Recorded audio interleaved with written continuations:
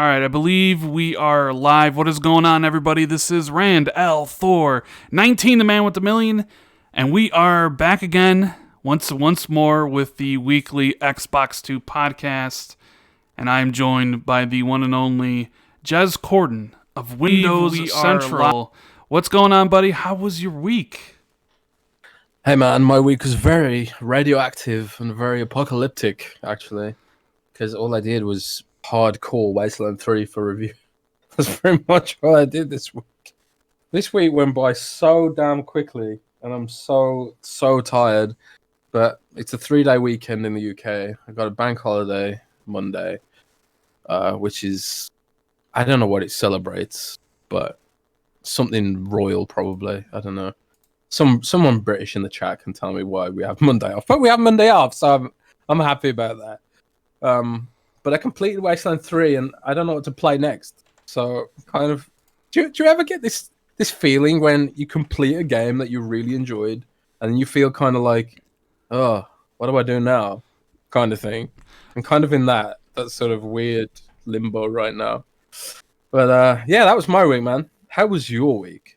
My week was pretty good, but I get what you're saying about finishing a great game and then not knowing what to do, or maybe not like you just finished something so amazing that like you just kind of want to savor it a bit and don't want to start anything else. I kind of felt the same after I finished recently Ghost of Tsushima, because I said in the last podcast, like, I love Ghost of Tsushima and I think it's my favorite game of the year so far. So when I finished it, I was kind of like, man, there's really nothing else I really want to play immediately. So I kind of was just chilling. I started, catching up on shows on Netflix. But I get what you're feeling. Like, you play an amazing game, you finish it, and you just kind of don't want to move on to the next one. Or maybe there isn't a next one lined up, I mean, this year's kind of been a little sparse for game releases in a row. So it's like you finish something and you just got to wait. Like right now, we're waiting until what? Next week, Marvel Avengers? Does anyone expect Marvel Avengers is going to be any good? Right? I'm skipping that. And then when Marvel Avengers is over, what's next? Watch Dogs in October? Maybe Cyberpunk and Valhalla in November? Spider-Man and, on the PlayStation 5? I mean, when does Star Wars Squadrons come out? And that comes out at the beginning of October, I believe. Yeah, I'm gonna play that. I've got a flight stick ready for that bad boy. But yeah, it's just Valhalla, Cyberpunk. I'm sure there was some other game I wanted to play. I can't remember. Man, I am just exhausted, man. I'm just this week's been tough, man. But we're gonna chill. We're gonna talk games on a Saturday. We didn't podcast yesterday because you weren't feeling great, right? Yeah, I was definitely not in a position or mood to podcast. So I was like, all right, let's just do this on Saturday. Because, I mean, you asked how my week was, and it was pretty good. My birthday was on Thursday. So happy belated birthday. Thank you. So another revolution around the sun. Not I don't know, not that old yet, but we're getting there, a little bit older, right?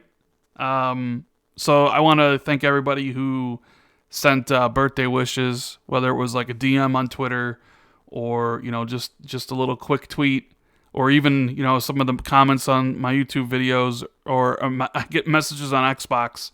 Thank you guys so much. Really brightened up the day. Because when you get older, it's just like nobody really cares about your birthday anymore. I mean, most of the time you don't even really care about your birthday. Yeah. You mean when you're in your late 40s? Yeah, well, I'm not in my 40s yet, but you know what I mean. It's just like it's just like another day. Like I used to look forward to it when I was younger, but now it's just like, just another day. Yeah, it's just another day. But it's nice to see like people like oh man, because people will be like, oh, happy birthday, and I love your videos, keep them coming and stuff, and it's like, oh man, that really means a lot that people watch the videos and like they know that it was my birthday. So I thank you guys for all the well wishes. Gungrave in Super Chat says he's my #1 fan. Appreciate that, man. And let's see what else we got here. Sin Vendetta. He says, Rand, I know I'm a little late, but happy belated birthday. I've been following your content for over 3 years. I appreciate all that you do. Thank you. And Regulator says, a Plague Tale, Jez. Don't sleep on it. Hidden gem. You should play a Plague Tale, by the way. Yeah, Jez. yeah. Like, that is a game you should try next. I love that game. It's one of the... it was a sleeper hit from last year. He was telling about it in my DM, so shout out to him. I think you know what? I'll just play Plague Tale next, I think. Yeah. Let's give that a go. And Gunstar says, happy birthday, handsome. I'm not that handsome. Anyways. Not that handsome. What were you saying, Jez? Sorry. Isn't there another game in the Plague Tale universe coming? I think Plague Tale 2 is coming. I know they signed a deal with Focus Home for another game, and I want to say it's Plague 2, because I think Plague 1 sold a lot, like more than they were expecting. And Asobo also has the 10-year deal with Microsoft for Flight Sim. So I always kind of think, man, Microsoft really should scoop up Asobo while they can. But it's like, do you want to, like, you already have a 10-year deal with them? Does it make business sense to like buy them, especially when their next game's already spoken for from Focus Home, you know? Yeah. Yeah. And Mike says, "Happy birthday, Jez." It's apparently your birthday, Jez. Why not? Yeah. Why not? Why not? Why not? It's somebody's birthday every day. It sure is, man. Might as well be mine. But we got. I'm in a toss-up. Do I play the two games I want to play next are either Plague Tale or Remnant from the Ashes.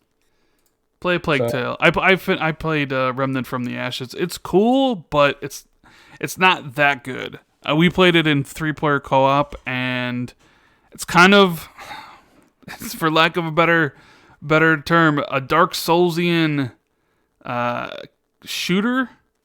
It's cool, but I think a Plague Tale is like much better. Okay. So, there's one other game to look forward to. Oh, that's the Outer Worlds DLC expansion, whatever. oh yeah, that's right. That comes out September 9th? Yeah, it's pretty soon, like in a week or two. Mm-hmm. Yeah. So I suppose there's that to look forward to as well. Yeah. SGC says, stop shooting around. Tell us all what we want to know. What do you want to know, Mr. Stale Donuts? This is how me and Jez start the podcast every single week. We get to the topics whenever we feel like it. We don't feel pressured to like tell us what we want to know. You can sit around and wait for us to talk about whatever we decide to talk about. Man, some people are just really impatient, you know? They just want everything right away. Well, we'll get to it. And I don't even know what you want to know. What do you want to know about? You want to know about the Halo Infinite drama? Want to know about what we thought about the WB games like Gotham Knights and Suicide Squad, or the PS5 pre-order lottery, or the fact that Jess thinks both the PS5 and Series X is going to be $600? Oh no! Right? Because now Jez is trying to convince me that both of these systems are going to be super expensive, when before Jez is all like, nah, man, they're going to be cheap. Now it's all like... I never said they were going to be cheap, ever. Well, not cheap in the sense... I've always had this sort of feeling they were going to be more expensive than usual. Not cheap in the sense like, oh, it's $200, but maybe $500. But now Jez is like, Rand, you better save your money because these things are going to be expensive. And I'm like, what happened to you, Jez? What happened to you? What happened to me? That's the eternal question, really. What did happen to me? Isiler says, Mr. YouTube Millions and the Filmic one, who would win in a fight? You guys or Abby from The Last of Us? As a huge PlayStation fan, love the show. I think Abby would kick the shit out of us, wouldn't she, Jess? But wait, which one's Abby? Abby's the buff one. Is she from the new game? I haven't played that yet. Yes, she's from the new one. So like when it's like a game like that, I try to avoid as much information about it as possible. So I know literally nothing about The Last of Us 2. but I'm pretty sure she'd probably kick my Yeah, ass. she'd definitely kick my ass. I'm Gunstar a says bring back one versus 100. I totally agree. Forzathon says we got both bootleg Grounded and bootleg Sea of Thieves to look forward to. Yeah, Jez was just telling me about bootleg Sea of Thieves called Blazing Sails. Apparently, apparently there's a bootleg Grounded, he says, called Small Land. yeah, I heard about that too. There's a bootleg Grounded. You know they say imitation's the top form of flattery or whatever. So Yeah, right. I mean, I didn't see either of these, but I understand like knockoffs come really. I mean, there was like a Fall Guys knockoff, like right away. oh god, Yeah. So, anyways, we're gonna get into what we played, and obviously topics will come after that. So, if you guys could do us a favor, make sure you hit the like button and share this out on YouTube. We would appreciate it. And you know, we're gonna be talking about a whole bunch of stuff. Halo Infinite drama, the Series X marketing versus PS5, because that seems to be a talking point this week. Everybody is suddenly now like, hey, where are the games on Series X? Why haven't we seen anything? What's going on? Jez was getting attacked by Xbox fans for his tweets. Why you gotta make people upset, Jez? What's going on? I don't know, man. I just make everyone upset. I think that's just my shtick at this point. You just asking Xbox to market their system, and people are just they don't like that. They don't like people. This is one of the things I've come to realize is there's a group of people, not just Xbox related fans of any product, whether it's Nintendo Switch or PlayStation, where if you have any sort of criticism, they really don't like that. That goes for everything. Like any sort of small criticism, they think you're attacking it. Or you were even accused of jumping on bandwagons and stuff. Yeah, people should know that I just don't do that. I just call out and see it. You know, it's I don't know. We'll talk about that a bit later. Yeah. It's just how it's just been a very weird. It doesn't feel like the lead up to a new console generation right now. No, it doesn't. COVID's partially to blame, sure, but I just can't ever feel like Xbox could be doing a bit more. But we'll talk about that in a bit. Yeah, Commander Shepard says, any rumors or official news on who will be the first to reveal price for PS5 or Series X? I'm Commander Shepard, and I love the podcast. Well, thank you. Well, so we all thought August, right? Like, I was convinced it was August. There was rumors that PlayStation was going to have some sort of event, that they were holding things back, and Xbox was supposed to... I mean, Jez, you had heard that Xbox had some sort of presentation in August that was going to happen. I had heard similar things. In fact, like, this past week was when originally they were supposed to reveal the Series S, from what I was told. And that was, like, at the beginning of August. But Halo got delayed. Obviously, PlayStation didn't do anything.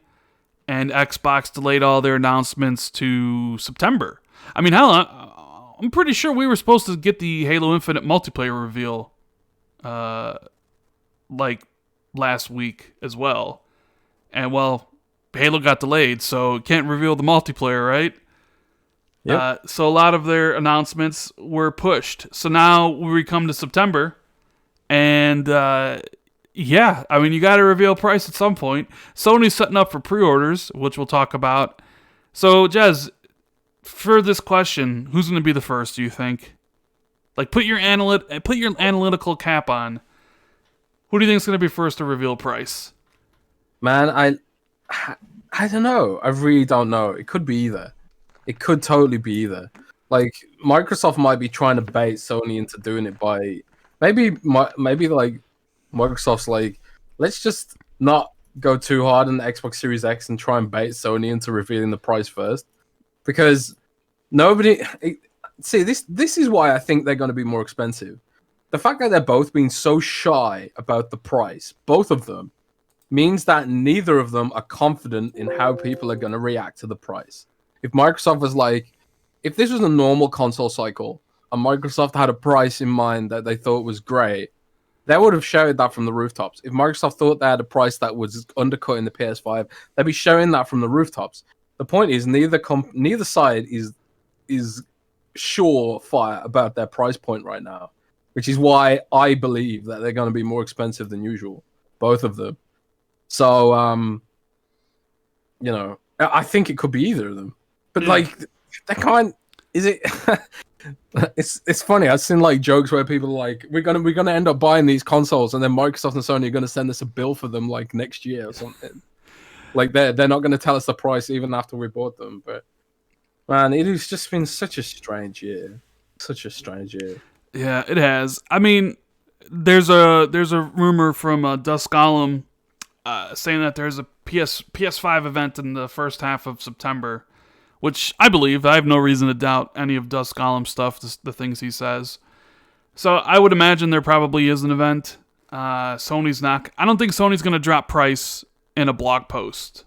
I just don't think that's how they would roll. I don't think Microsoft would do that either. That's more of a video announcement, whether you do it in a live stream or whether it's just a video where you talk about it, or maybe you show off a new game and you give the price. That's just not something. It's like you see a tweet and PlayStation's like, get the PlayStation 5 digital for X amount on this day, right? I think that's like a video you set up or stream. So I could easily see PlayStation doing an event this month, maybe showing off some new games, maybe giving a gameplay demo of Spider-Man Miles Morales or Demon's Souls, and ending with the release date and price, and then Xbox pretty much doing the same. But Jez, can you take over the podcast for a minute? I have to go upstairs and let my dog out because he's going crazy upstairs. Oh my god, give me a sec. Yeah, hold on. I'll be right back. Let me just open the chat then. See, guys, I don't usually read the chat because I can't read and talk at the same time. And if I read the chat, usually I get totally distracted and sound like an idiot. Well, even more so of an idiot than usual. So, right, I've now got the chat open. How's everybody doing? Rand will probably be back before I actually get a chance to take any questions. But, man. Like, say in the chat how much you think, what's the most you would pay for PlayStation 5 and Xbox Series X? What is the most you would play? Jez, have you tried Mount and Blade Bannerlord? I have not, but I have played, oh man, what's it called now? Mordhau on PC. I really want that to come to Xbox. That is like a really cool medieval combat game. What is the weight of both consoles? Now that I don't know. Let's go, awkward solo, Jez. How are you, Jez? I'm pretty good. How are you? Jez, can you sing? I actually used to sing in a band. I used to sing in a band, but no one will ever hear it. No one will ever hear it. So people are saying 500, 499, 599, 800, 700, 600, $1,000. You buy $1,000 for the Xbox Series X and PlayStation 5? That's pretty impressive. 3,000, $1 million. See, most people are saying 500 and 600. So, like, that's a lot of people say that 600 is too much, but I would personally pay 600 for those systems. But historically, 600 has triggered people and think it's been too much. 599, 500, 499. What up, Jez? I think both will be 499. Super chat from Dan Harris. Jez, no pressure, you're doing great, but I'd pay 500. Thanks, mate. Rand, come and save me. I'm so bad at this. Jez, Disco Elysium. Yeah, Disco Elysium is another game I really want to play. Haven't got around to it yet. I'll probably play it on PC when I do. Marky Kelly, Jez, where in England are you? I'm from Birmingham in the UK. How old are you? I am 33, believe it or not.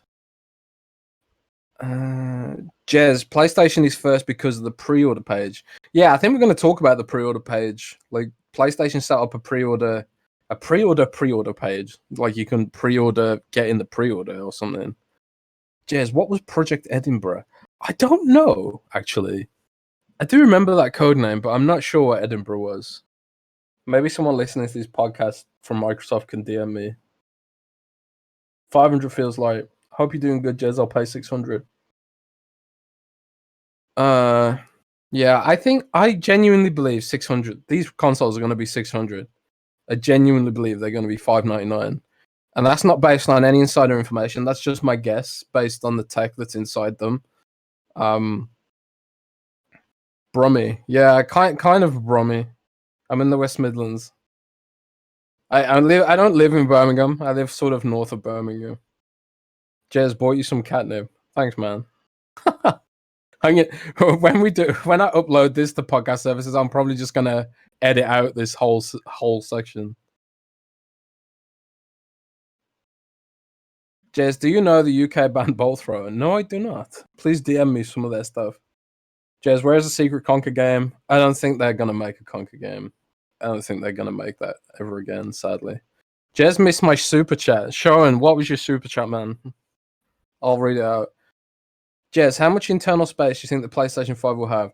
I honestly don't know. I know that what is it? It's 800 gigabytes on the SSD.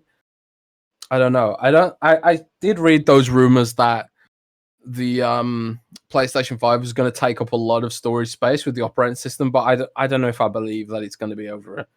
There was rumors that it was going to be 100 gigabytes for the OS on PlayStation 5. I don't believe that. That's way too much. Jez, do you believe the supposed 2 terabyte pricing for the PlayStation 5? What is that? I haven't read that one. Jez, Plague is very filmic with photo mode. I will definitely check out the filmic mode, baby. Jez, why is the Xbox Series X's killer app? Honestly, it doesn't have one right now. I think the Series X's killer app is the NVMe drive. Like, I don't think it has an actual game you need to buy it for right now. But I think the SSD is going to change, so much about gaming. Like the fact that you can fast resume multiple games, the fact that the games load super fast. Like Wasteland 3 has like pretty long load times. So the NVMe drive will just like help elevate all existing games. For me, I would buy it based on that alone. Like I literally just bought a Samsung Galaxy Note 20 Ultra 5G. Like I literally don't notice the difference between my Note 20 and my like 2 or 3 year old Note 9. Like the Note 9 was fine. It's like the Note 20 feels like an incremental update, but I bought it anyway just because I just wanted a phone with 5G. So it's kind of like this year upgrading to the Series X is about the hardcore who want the extra tech. But right now, there isn't a game that can sell on it, really. Like Cyberpunk's upgrade is coming next year for PlayStation 5. And Assassin's Creed Valhalla is AWOL. We don't know what that's going to look like on the Series X. It's so strange. So strange. Johnny 6, Jez, last time I saw you, you had COVID. I didn't have COVID, thankfully. I tested negative, but I had some kind of infection, but I don't know what I had. But it wasn't COVID. Jez, when will we see the Initiatives game? I have no idea. I've heard weird things about the Initiatives game. I've heard that it's set in the Perfect Dark universe, much like Jeff Grubb and others have heard. I don't know if it's actually Joanna Dark or if it's just set in the same universe or it's a spiritual sequel or something like that. But yeah.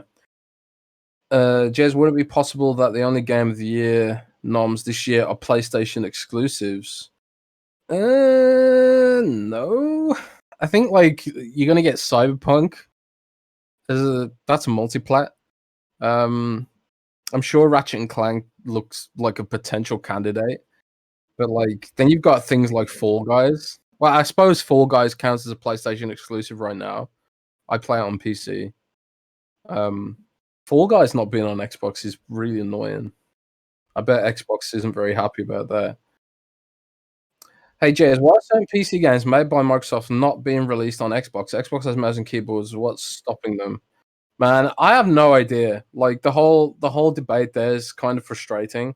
Like Microsoft put mouse and keyboard support on Xbox, but they don't put their own games with mouse and keyboard support on Xbox. Like, I don't know why. It just feels ignorant at this point. Hey, I'm back. Randy's here. Thank God. Yeah. Rand's coming with me. So Thank- my, you know how we rescued a dog, right? Like last year. I didn't know you rescued one. I think. Well, yeah. But go. So our dog we had for like 10 years. His name was Barnaby. He passed away from cancer. Right. We had to put him down last I year, remember. and we decided to get a rescue dog, a dog that had been abused. His name's Shakespeare, which I think I've talked about in the show. But the thing about Shakespeare is, so he's like 3 years old. He's been abused, right? His former owners really abused him. He does not go to the bathroom unless he has a leash on, right? So to Right. take him out, you have to take him for a walk with the leash on. Like even if he has to go, he will not go unless his leash is on. So he's never had an accident in the house, but he really wanted to go to the bathroom, so I had to go take him for a short walk so he could go to the bathroom. Oh, bless him. Yeah, You better put a picture on Twitter later. I think haven't I showed you a picture of him? I can't remember. You might have done. Yeah. So what were you talking about, Jess? What did I miss out on? The nice people in the chat were very, very patient with me being terrible at hosting podcasts solo. But yeah, we talked about all the things. I asked people how much they'd pay for the PlayStation 5 and Xbox Series X. Most people said 500, 600. A lot of people said they'd pay 600 for PlayStation 5 and Series X. So I don't know. I think they can get away with it, man. Maybe like they're listening to this thinking, we're getting some ideas now. Maybe it'll be 600 because of your podcast, Rand. It's all your fault, Rand. It is my fault. It is always my fault, and I'm sorry if I missed any super chats or messages. I tried to super chats. Yeah.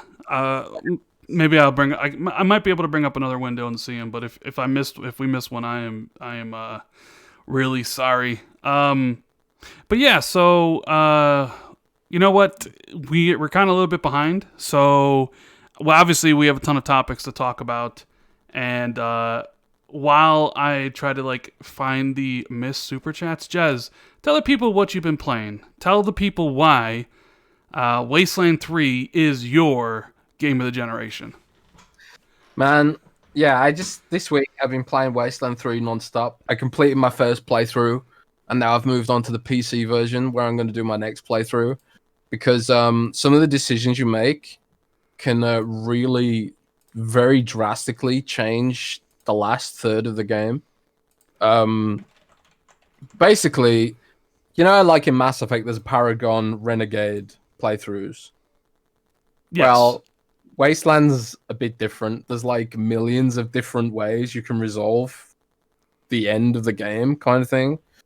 And one of the ways you can resolve it, I'm gonna say without spoiling it, is to be like super evil and take over the whole country. The whole state, and become like a raider, like Mad Max Raider sort of thing.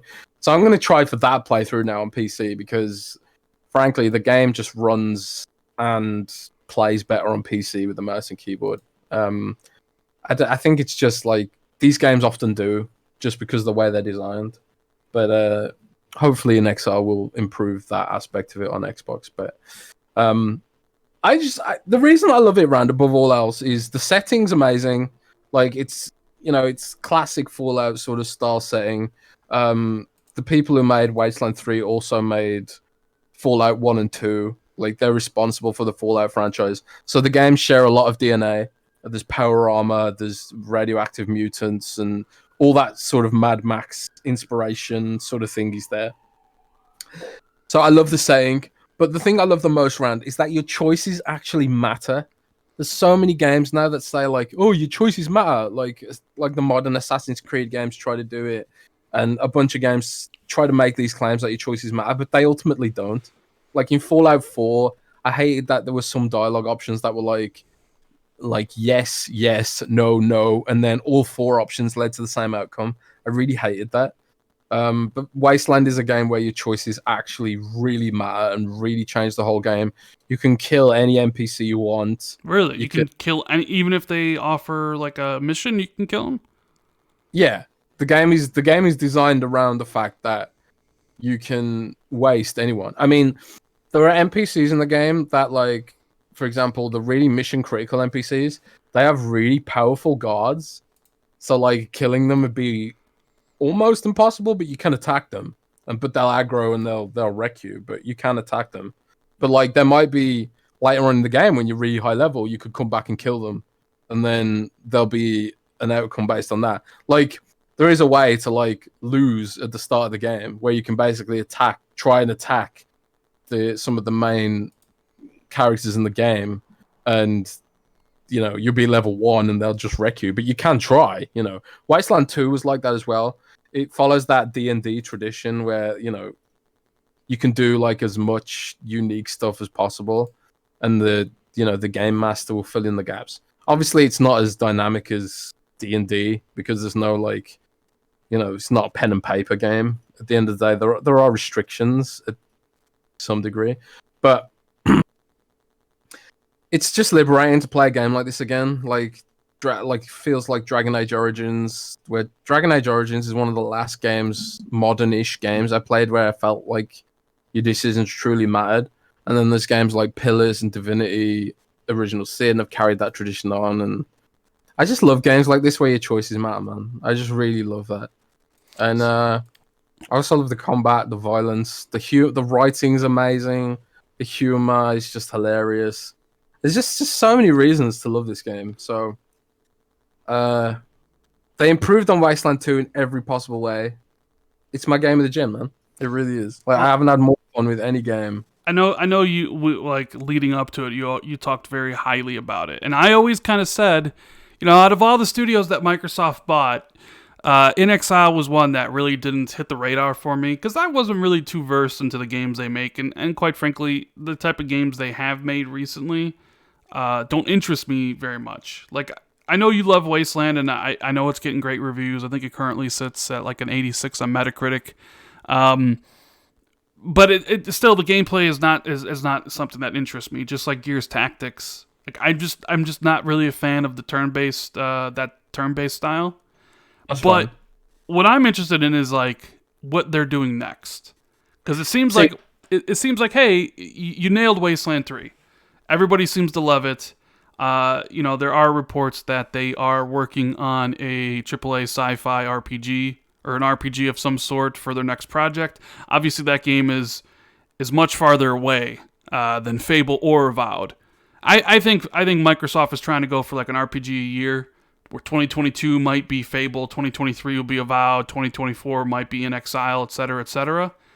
So when you kind of factor in everything they learned about, they did with Wasteland 3, and now they don't have to worry about, because I even read the interview with Brian Fargo, who's on a podcast recently, and he talked about how most of his time was spent trying to convince publishers to fund the game, but now he doesn't have to worry about any of that stuff, and it's just kind of like working on making the game as great as possible. Like, how much more excited are you now for whatever game they make next? Well, that's the cool thing. It's like, on the one hand, I don't want to see them move away from the CRPG tradition, the computer RPG tradition, the turn-based stuff, and the D&D style game. I don't want to see them move away from that. But at the same time, I appreciate that it's still a niche. In 2020, it's a niche genre, and a lot of people just look at it and think like, I won't enjoy that. So what I would like to see is, they already hint that there's more Wasteland games coming in Wasteland 3. So I would like them to still make the CRPG Wasteland, and the engine they've made for that is really good. Like, honestly, I think it's the best looking Unity game I've ever seen. I thought it was Unreal Engine. I actually wrote in my review that it was Unreal Engine. I just thought it was Unreal for some reason. But it's Unity, and it just blows my mind, because usually Unity games, like, they don't look this good, and they're not this detailed, and they don't run this well. So they've built a really great engine for making CRPG games on top of Unity. But at the same time, I think like they could expand the franchise by going the Fallout 3 route, you know, sort of maybe take the world they've built and maybe apply it to a different setting, like a shooter, or you know, like maybe something like Fallout 3, and try and actually, you know, make a better Fallout than Bethesda do. Well, that was the question I was going to ask you. Like, Obsidian had their two Pillars of Eternity games, but they're going for a Skyrim-like game for Avowed, even though it is set in the Pillars universe. Could you see something where their next game is set in the Wasteland universe, but isn't like turn-based, essentially? Yeah, like I could totally see that. Like the universe they're building for Wasteland is just as rich as Fallout ever was. It's got all the same factions. Like they do it state by state. So like, you know, Wasteland 1 and 2 is set in Arizona, Wasteland 3 is set in Colorado. They could do another game set in the state. I think Fallout do it by city, don't they? And like they did like Vegas and the surrounding areas, and they did Washington and the surrounding areas, and they did Boston. But I don't know. Like clearly they could do something with the franchise that would appeal to have a broader appeal without sacrificing all the stuff that they've built a name for themselves for, which is like those Brian Fargo tradition decisions, which Fallout doesn't have anymore. Like Fallout 4's decisions barely mattered. Fallout 76 basically has no decisions. At least the base game didn't. I don't know what it's like these days, but I don't even want to play Fallout 76 because it's a microtransaction-ridden hellscape. So, yeah, I think Microsoft could basically build their own Fallout IP on the back of Wasteland, and Brian Fargo invented Fallout. Like, Brian Fargo made Fallout 1 and 2. Bethesda just, you know, bought the IP and carried on the torch, and then arguably ruined it with Fallout 76 and Fallout 4. So, like, you've got Obsidian, who arguably made the best Fallout game with New Vegas, and making the Outer Worlds, which is kind of like spiritual successor to New Vegas. And you've got Brian Fargo, who made the original Fallout games, making Wasteland. It's like the best of both worlds. Like, it's really funny because Microsoft went from being like RPG light to being a bit of an RPG powerhouse. But of course, like Outer Worlds and Wasteland, they're multi-plats right now because they had contractual obligations to fill. But those games are going to be like, I think they'll be pillar franchises of Xbox in the future. I'm just super excited for an XR, man. They just nailed it. Like, there's still some rough edges, but like the amount of high quality people they've hired in the last year gives me really high hopes for Wasteland's future. But you know, awesome. I dare you to try it, man. I mean, like, I might try it. I don't know, man. The gameplay just like Gears, it just doesn't interest me. I'm just not a fan. The thing about it is, like, they sort of beefed it up a bit. Like, all the enemies take their turn simultaneously, so you get back into control really quickly, more quickly than other games. Like in Gears Tactics, it's kind of annoying how, like, when you fight in like sometimes in Gears Tactics there can be like 15 enemies on screen. Or there'll be like 15 tickers or something. And each ticker takes its turn one after the other. Or maybe they do like one move as a group, but then they take one turn after another while the AI is lining up. But like Wasteland, like all the enemies, you can turn it off actually. You can also turn it off if you prefer to play turn-based. But all the enemies take their turn simultaneously, which makes the combat flow a lot better than a lot of these games. More quickly and stuff like that. But give it a go, man. Like if you can push past that sort of preconception that you wouldn't enjoy this kind of game, like the dialogue choices and the characters and the writing and some of the stuff that happens in this game, I swear they were on some like they're on something. Some of the stuff in this game, I want what they were smoking, man. But I just love it, man. It's my perfect game. I'm so happy that it turned out the way it did. Yeah, so it's out now on Xbox One. It's on PC and it's on PS4, right? Yes. Yeah. It's on everything. It's on everything except for the Switch, I think. Yeah. I reckon it could possibly come to Switch because Switch does Unity. That could easily like crush the resolution and bring it to Switch. But I'm going through it again now on PC with the better controls and the better graphics. It's a better game on PC. Like you can easily like click what you want to do and select things. The controller controls aren't amazing on Xbox. Hopefully they'll improve them or just add mouse and keyboard support. You know, it's funny, Rand. They had that whole Razer turret thing. Like Razer literally made a mouse and keyboard for Xbox, and Microsoft has done nothing to support it. They've done nothing.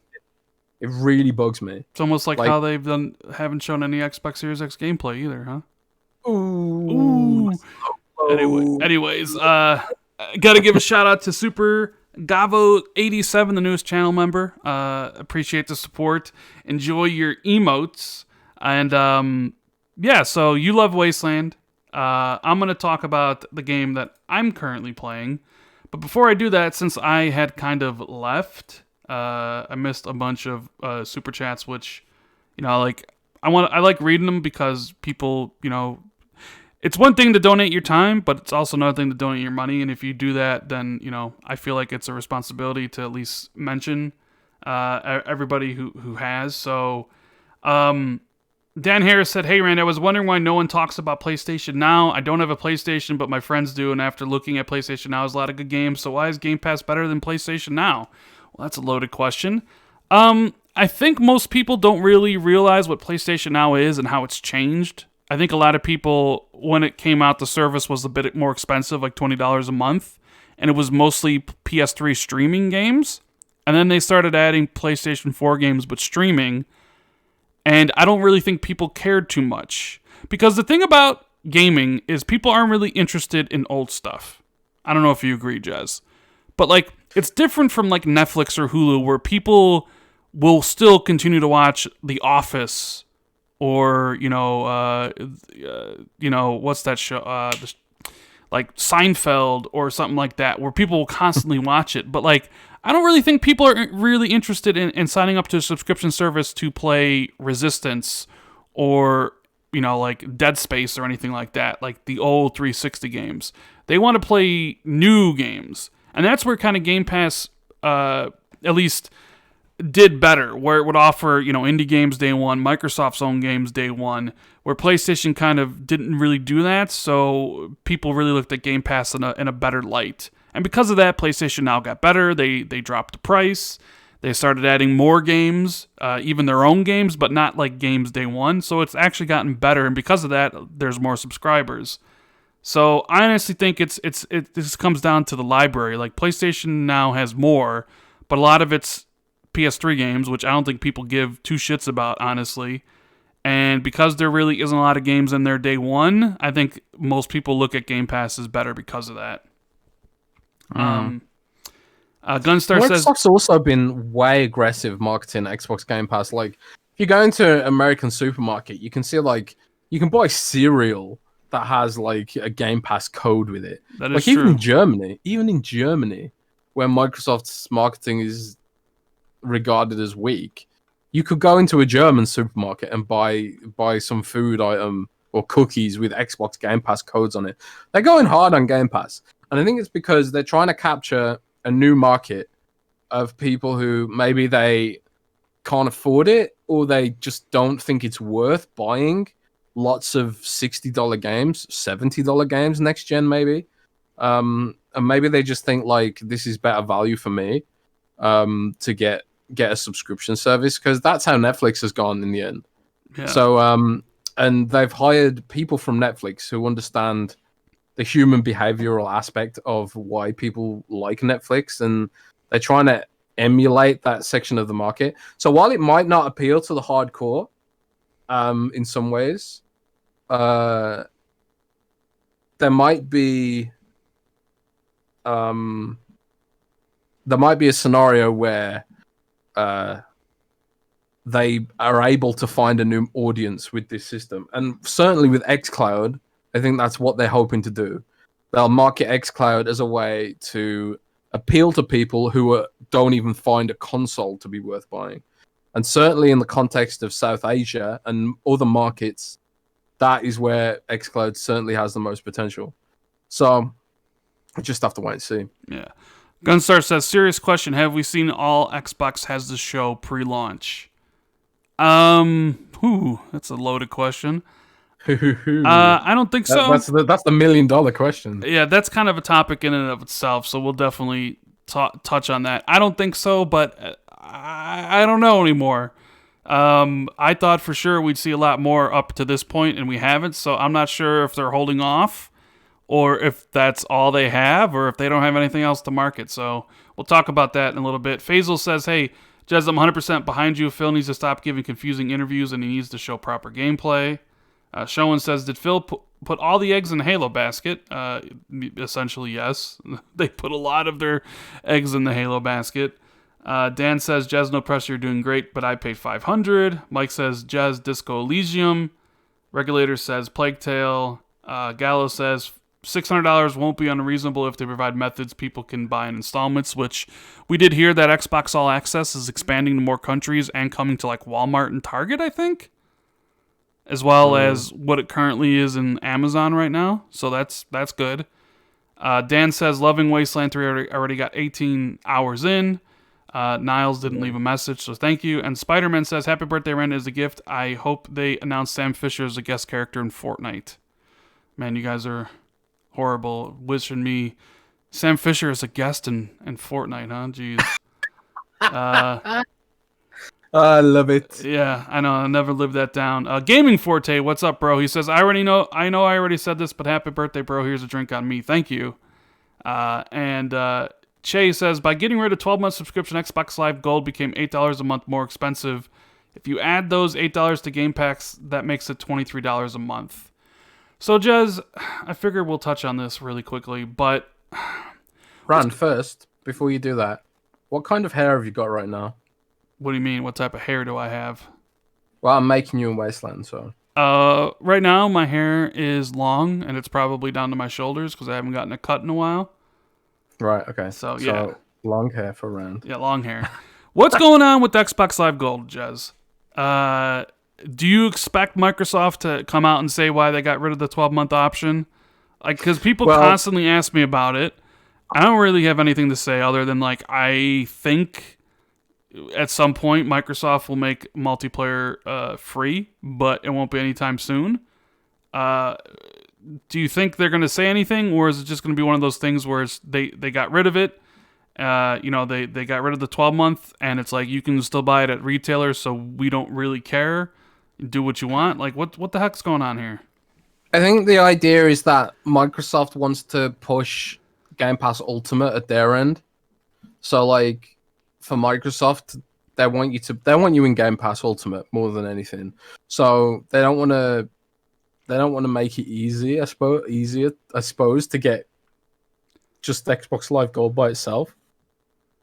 That said, they are still supplying retailers with digital codes. You can still go on Amazon and buy a digital code for 12 months of Xbox Live, and that's, from what I understand, that's not going to stop.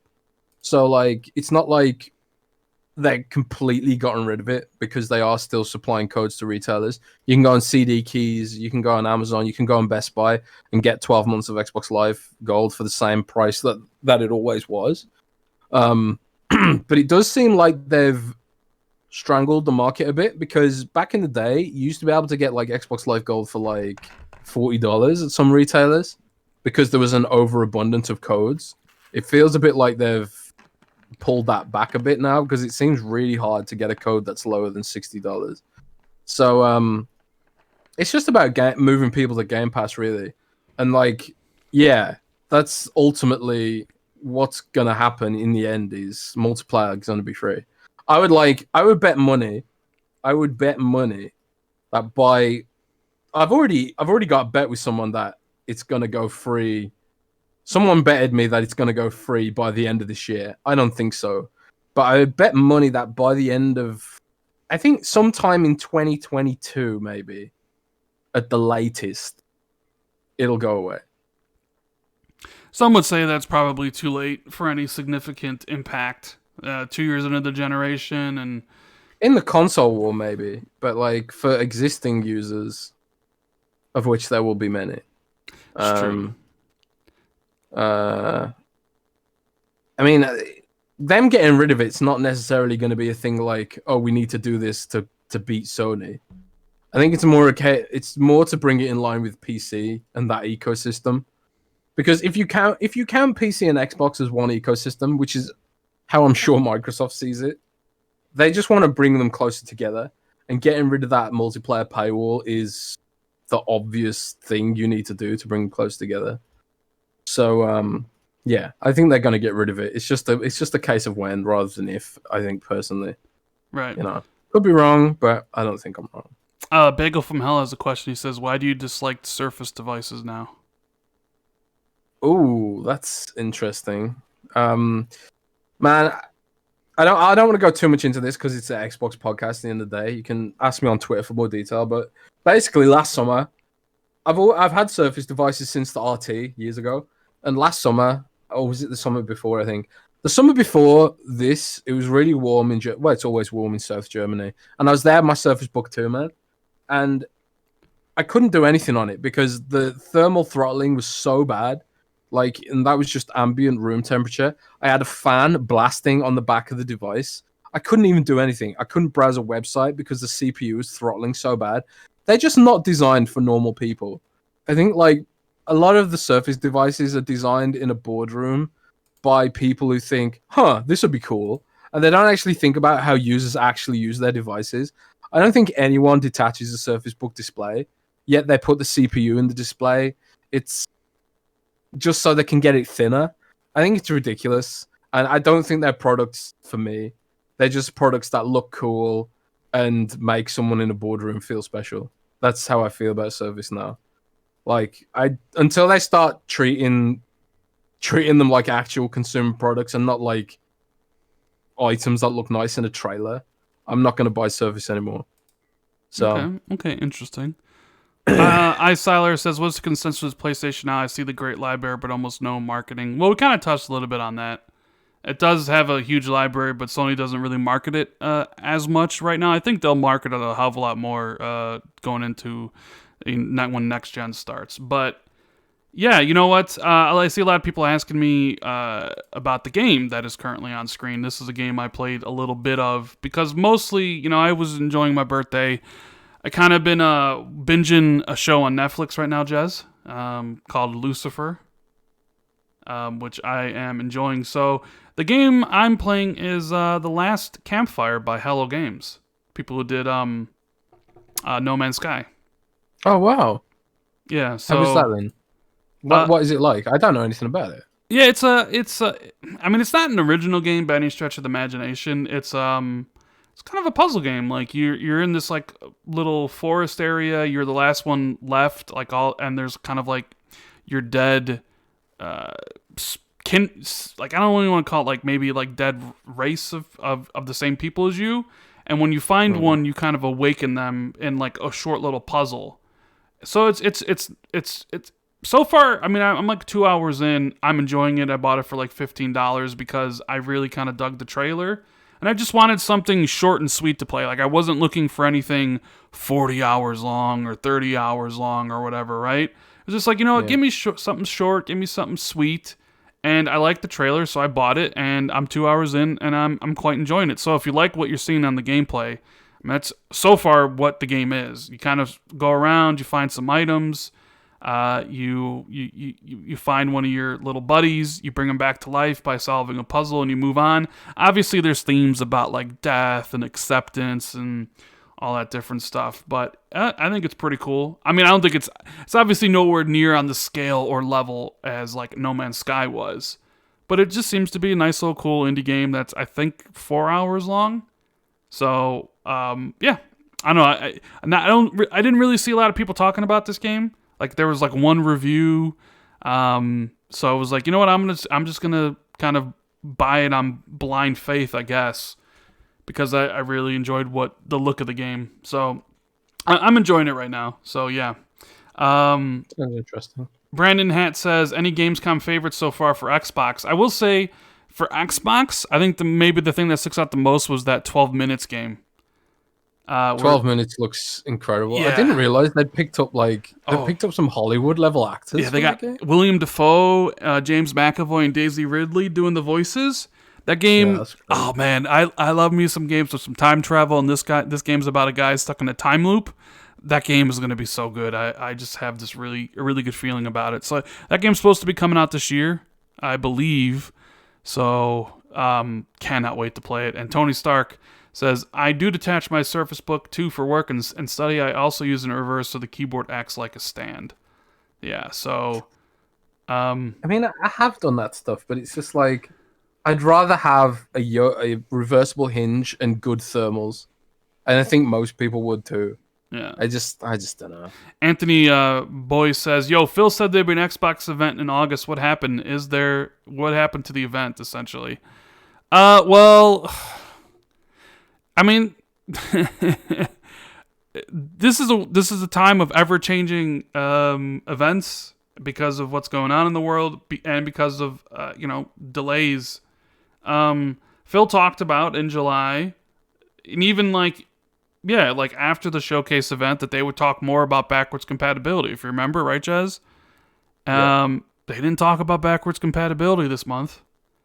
No, and like we mentioned earlier, they were supposed to reveal the Series S this month. They were supposed to reveal the Halo Infinite multiplayer.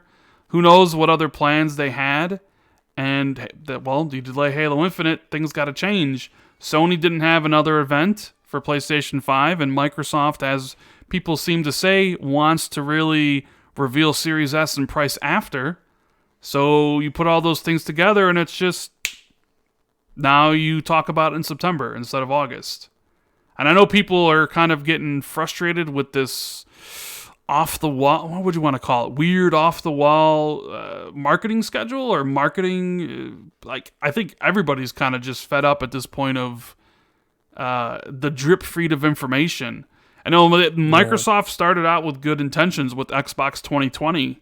Like, hey, every month we're going to have something to share with you about Xbox and our plans and up to launch. And they really kind of abandoned that really fast. I don't know if they couldn't live up to their own expectations or whatever, or things just constantly moved around. But yeah, now it's gonna. I said this last time. It's like we have to find out the prices and all this stuff by the end of September, and we didn't. And it's like, do I say we have to find all this stuff out by the end of September? Because what happens if we don't? We go into October and we still don't know, Jazz. Is that even possible? Man, that'd just be crazy. Yeah. I mean, it's definitely possible. To be fair, when it comes to phones, you don't. I mean, I know people don't like me comparing the industry to phones, but like, why not at this point? It's like there's traditions in the console industry, like, well, you've got to announce the price so many months before. The consoles can't be more expensive than this. The games can't be more expensive than that. Like, there's all these arbitrary traditions, and people say, "Oh, well, you can't do that for consoles just because you can do it for phones." But like, why not? Who made these rules up? Who's the central authority on what you can and can't do?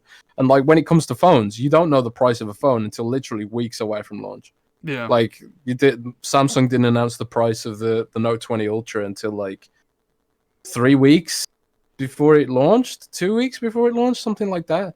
I mean, I'm not saying that's going to happen with the consoles, but like, it wouldn't be insane to think otherwise. It's just weird because the hype cycle for a new console is really different to that of a phone.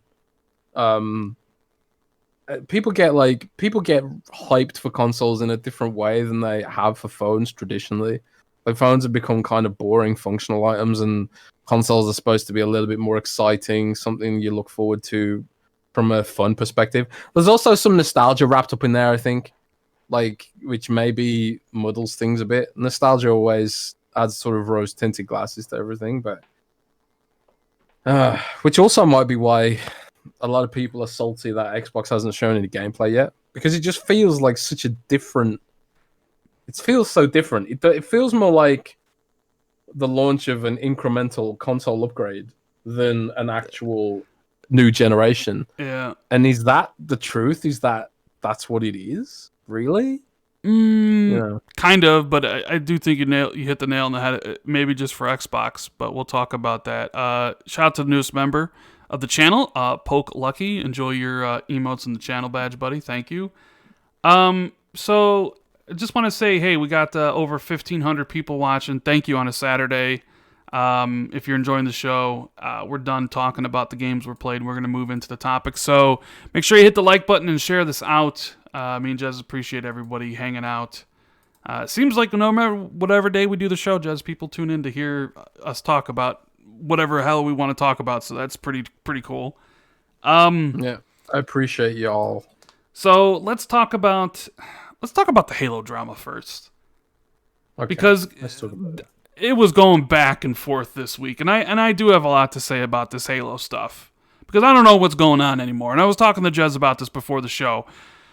The more I sit and think about what's going on with Halo, the more I'm just confused by it all. Okay, so this week there was reports that Halo Infinite was potentially going to get delayed to 2022, right? For a game that was supposed to come out in 3 months, suddenly now looking at a delay to 2022. A game that was basically planned to be on the Xbox One from the start. Now, reports were saying, at least from someone, an insider on Reset Era, that they were going to drop the Xbox One version, right? And it would just be a Series X version and a PC version, even though the whole reason why the multiplayer is free to play is because they want the gigantic audience. You cut out the Xbox One version, well, there goes a huge portion of your audience. They want to combine Halo Infinite with streaming, and to do that, you need an xCloud version. And, well, I hate to break it to people, but xCloud is based around, at least right now, Xbox One S, so they would need an Xbox One version to stream Halo Infinite, right? So it's like all these scenarios of like them dropping Xbox One support when the game was like designed around it, even though right now it runs like ass on Xbox One. Like, I heard it is definitely struggling to run on that system. I don't really think Halo Infinite, or I don't really think the Xbox One version is definitely holding back Halo Infinite, because Halo Infinite does not run good on the Xbox One whatsoever. But yeah, so there was that whole news. Like, people were like, "Oh, yes, drop the Xbox One version because we want it on Series X only." And like, whatever, I'm getting Series X day one. Drop it. I don't care. Like, once the Series X comes out, I'm unplugging my One X. I'll probably sell it. And I said in my video, like, I don't know what else I can say. Like, I'm selfish. I look out for number one, as all of us do. I don't think about the other 40 million people or 50 million people who will be on, the Xbox One when I'm on Series X. So, like, to me, personally, it's like, yeah, drop the system. What do I care? I'm not going to have an Xbox One. I don't have a business to run like Microsoft does. You know what I'm saying? Even though I understand the reasons why it's on Xbox One, because I understand Microsoft's philosophy and their thinking, drop it. Even though I don't think they will, and they came out and they said they won't, and that there are fake leaks out there. So that was just one part of it, right? This whole scenario of like it's getting delayed to 2022, and it's dropping the Xbox One version. So that all ended up not being true, and then came out that there was going to be a change in leadership on the Series X, or not Series X, Halo. And it wasn't so much a change in leadership. Like, I was expecting Bonnie Ross to step down, because I honestly think them delaying Halo is such a massive blow to the Series X and launch of this new console. It cannot be understated how horrible this is. Now, does it affect the long-term prospects of Series X? No, I don't think so. But it definitely, I think, impacts, the short term of the system. And I think Bonnie Ross and some of the people at 343 are probably already on thin ice. It's already been how many years on this game? The Master Chief debacle back in 2014, Halo 5 being what it was. I think this was kind of maybe the last straw. And then they delay the game. And now they delayed the game to an unspecified time in 2021. I bet like tempers flared. I bet people were pissed. Like high level at Xbox. Because this isn't what it was supposed to be. It was supposed to be Halo Infinite tied to the launch of Xbox Series X. The most powerful console ever made, with one of the biggest IPs in gaming, showing off how amazing that system is. And you didn't get any of that. and then they ended up delaying it anyways, even though it's been in development for, half a decade at this point. So I think people were furious. I think people were pissed beyond belief. And suddenly you hear that rumor about leadership change, and Joseph Staten gets brought in. Jez, what do you think about that? What do you think about Joseph Staten being brought in at this stage in the game for a game that was supposed to be coming out in less than 3 months? On what's his new job title is project lead on the campaign, but I would imagine the campaign is mostly finished at this point. So what exactly is Joseph Staten doing there? What's going on? Man, it's not exactly clear what Joseph Staten's impact will have on a game that's presumably pretty close to being finished. I'd expect the campaign at least is feature complete. You'd have to think that if they were planning to launch it this year.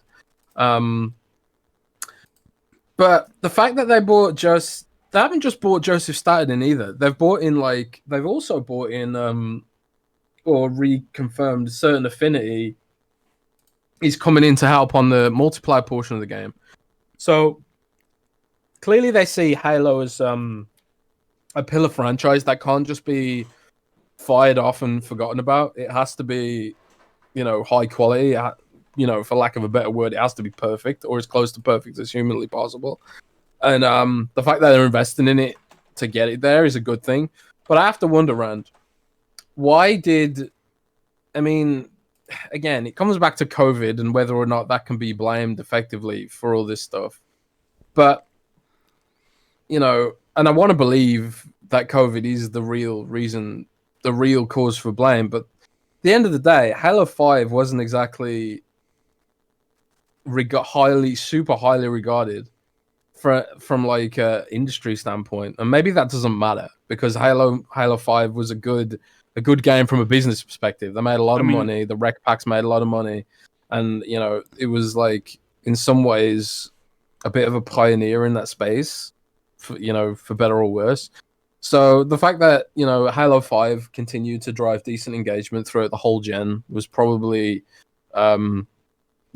regarded as a good thing all around, even though it's widely regarded Halo 5 is probably the worst one of the lot. That's certainly what it feels like when I talk to Halo fans, that Halo 5 is sort of like this outlier compared to some of the other games. I don't know, because like I said before on this podcast, I'm not a huge Halo fan myself. But I honestly don't know, man. But I'm like you, I'm confused about it. It just seems really messy. It seems like they were ready to go and then they delay it because of a meme and then bring in Joseph Staten, who is awesome, by the way. No. I love Joseph Staten being on the game. He worked on the writing for the originals. He directed the cutscenes of the originals. Obviously you heard about what happened with Bungie, right? He wrote the original story for Destiny, and then last minute they scrapped all of his work, completely changed it around. He left the studio, joined Microsoft, kind of did a little bit story stuff with Record, did some stuff with Crackdown 3, was on Tell Me Why. I like the fact that he's back on Halo, but it really did seem from the announcement on Halo Waypoint that he's not there in perpetuity. He's there for just a little bit, maybe to help to get the game shipped, right? So I'm thinking, okay, we got a guy who, Halo's in his blood.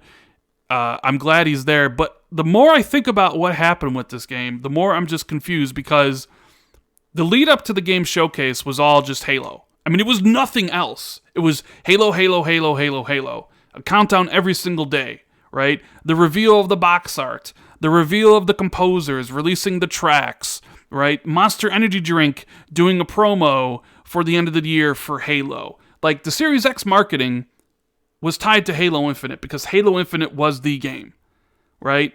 And then they showed off at the game showcase, and the only game that actually had any gameplay, because everything else was CGI trailers. It was lengthy gameplay. It was 8 minutes long, and the reaction was incredibly disappointing for a lot of people, and a meme was born. So you spend all this time leading up to the game showcase telling people it's coming holiday 2020. It's holiday 2020. You're marketing the shit out of it. And then 2 weeks after you show it, you delay it. to unspecified time frame in 2021. I thought it would be in the same fiscal year by June. So I thought it would come out in May. But then you add Joseph Staten 2 weeks after you delay it to kind of do something to the campaign, but the game was supposed to be out in 3 months. So what realistically can he even add to the Halo campaign or anything in that short amount of time frame? So I'm like, can we really expect Halo to come out by June, like in May? Or is this like a full 1 year delay where the game's coming out in November of 2021? And it just seems so odd the way everything was. Like, they were so confident Halo Infinite was coming out this year. And then they showed it. And then within a month, not only did they delay it, but they add new people onto the project to help get it ready. Did they not know what they had on their hands? That's the question I have. It's like, did anybody at Microsoft actually see the gameplay demo? And if you did, you thought it was good, or at least thought people wouldn't react so negatively. And if that's the case, I don't really know what to say, because it really seems to me that Halo Infinite just wasn't finished. But you spent the entire year reassuring people it would come out this year, and then you showed it and delayed it and added more people onto the project, implying that the game isn't finished. It's this weird scenario that I just kind of can't wrap my mind around at this point. Obviously, with hindsight being 2020, they should have delayed the game before the game showcase. They should have just announced before the game showcase that, hey, Halo Infinite's going to miss this year. It's going to come next year. You do the game showcase, and you show the CGI trailer. And you don't even show gameplay. And the Craig meme is never born. And people don't have this discussion about, the Series X and what it can or can't do, because you don't show the gameplay. And instead, you show the gameplay, it gets memed to death, people don't think it looks good, and then you delay the game anyway, so you have all these problems on top of everything else. I just don't understand what happened. Did people not know what they had with Halo Infinite? Did they put together this presentation and nobody just kind of sat and looked at it and was like, yeah, this is really good. People are going to really be wowed by what we're doing with Halo Infinite. This is really going to... I'm just a little bit confused. I don't really know what else to say. It makes you worried that there's some degree of being out of touch, doesn't it? Like, if either they did see it and they thought it was good, and that means they're out of touch, or they didn't see it and they put way too much faith in whoever's leading Halo, and it just is what it is. But as someone who isn't into Halo, if I'd have seen that game and I was trying to make a decision about which console to buy, it's like I said on Twitter, Ratchet and Clank looks like a better shooter.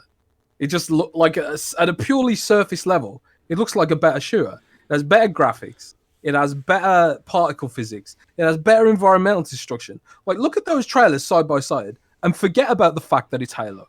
Just try and forget about the fact that it's Halo. Try and shed all of your nostalgia and try and compare Ratchet and Clank, the one for PlayStation 5, with the trailer for Halo Infinite. I don't think it's a night and day comparison. Like, if you just put your nostalgia aside, like, I have no nostalgia or affinity for Halo or Ratchet and Clank. Actually, I've never played a Ratchet and Clank game. Just looking at both of them through completely unfiltered eyes, Ratchet and Clank looks like a better shooter. And I don't care if that makes people salty. Just look at the particle effects. Look at the environmental destruction. Look at the game in motion. It just looks like a better game. That is a problem, and that's why I tweeted that, and that's why people get salty, because they don't want to admit that there's going to be people out there trying to decide which console to make a purchase decision based on this year, and Halo is just supposed to be your flagship product.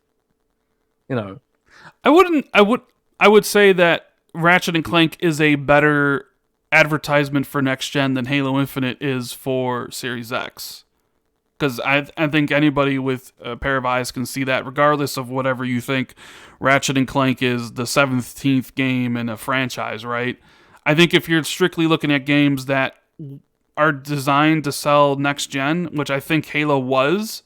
Even though, yes, it's designed to sell Game Pass and stuff, but like they linked Series X and Halo together. Like, what it's not the fans linking those two together, it's literally Microsoft and Xbox linking those two together. So people were expecting to be blown away by what Halo looked like on the next gen console, and when they weren't impressed, it was just like, man, what can the system do? And because we haven't really seen what the system can do, you know, whether it's because the third parties are all working on their games and COVID's really screwing around with all that stuff and getting like trailers or demos ready, that's something else. But you have Sony, who comes out with an extended demo of what they already showed. I think it's a better advertisement for the PlayStation 5 than Halo is for the Series X. Not saying that Halo is going to be a worse game or Ratchet and Clank's going to be a better game, but just like the wow factor when you look at that and be like, okay, yeah, Ratchet and Clank, like I get it, like this is what the PS5 can do, and I didn't get that from Halo Infinite whatsoever, and I haven't gotten that from anything they showed like of next gen. Like even Godfall doesn't look anything special. Miles Morales and the stuff that they've shown really quickly doesn't look like. It just looks like Spider-Man. So it's like, maybe it's because we haven't seen anything extended. But yeah, I think Ratchet did a good job of selling people on PS5, and Halo Infinite did not do a good job of selling people on Series X. Now, it might have done a good job selling people on Game Pass, which was essentially the point. And I think that's another thing people need to kind of get wrap their mind around is, Microsoft is putting their games at least up until the end of next year on Xbox One, and Game Pass is the platform that they want you to be subscribed to. So it's like, I know this is a weird statement, but Microsoft and Phil have said we don't need you to buy an Xbox Series X day one, and I think people think he's like just joking around about that, but I'm pretty sure he means that. And I don't think people understand. Like, I don't know how people feel. Like, I don't think. What am I trying to say here? Is when you hear the head of a company say, "We don't need you to buy something right away," the consumer in you is like, "Well, what?" Like, I don't know. Like, I think consumers don't know how to react to that truthful of a statement. Because PlayStation would never say that. Apple would never say that, right? These companies would never imply that you don't need to buy a product of theirs. So everybody's conditioned to buy, right? And when someone comes out there and be like, hey, do what you want. We got a variety of products here. I don't need you to buy this right away. People kind of look at it and be like, what do you mean you don't need me to buy this right away? Then what's the point? I don't know if people really know how to react to that. And I think people want to spend their money on Series X, but they want an internal reason to do so, right? I think they want, like, I'm willing to spend $500, $600 on this console, but a lot of people need that reason to do it, and they don't really see a reason at this point, and they're struggling with themselves, and they're verbalizing it on Twitter. They're verbalizing it in social media, being like, what do I need? Or why do I need to pick up the system? What is there to get? Even though, right, like, it's not necessarily about the launch. It never really is about the launch. The launch games are usually not very good, and there's usually a very limited amount. You're always buying a console at launch for the promise of everything that's coming in the years to come. It's never about the games available day one. It never has been, because it's always been a limited supply of games. It's always been about the future. The people that wait are price conscious, and maybe there's not a lot of games there, so they wait till the price comes down $100 or $200 or the library flushes out, right? Those people wait. But the hardcore, they want to jump in day one, but they want reasons, at least internally to themselves, to convince, like, I want to spend $500 on this, but I need a reason. And right now, I don't think Xbox is giving people a reason outside of back compat. And back compat's great, but I don't really think it's that big of a seller for people. It's like it's a nice comfort food, right? It's like, oh, I get this, I get all these new games plus all my old games upgraded. But now, when you don't really have a lot of new games, or at least the big game is gone, the comfort food's all that there, and it's just like, well, I don't really need to spend this money because I can play all these other games on my new console.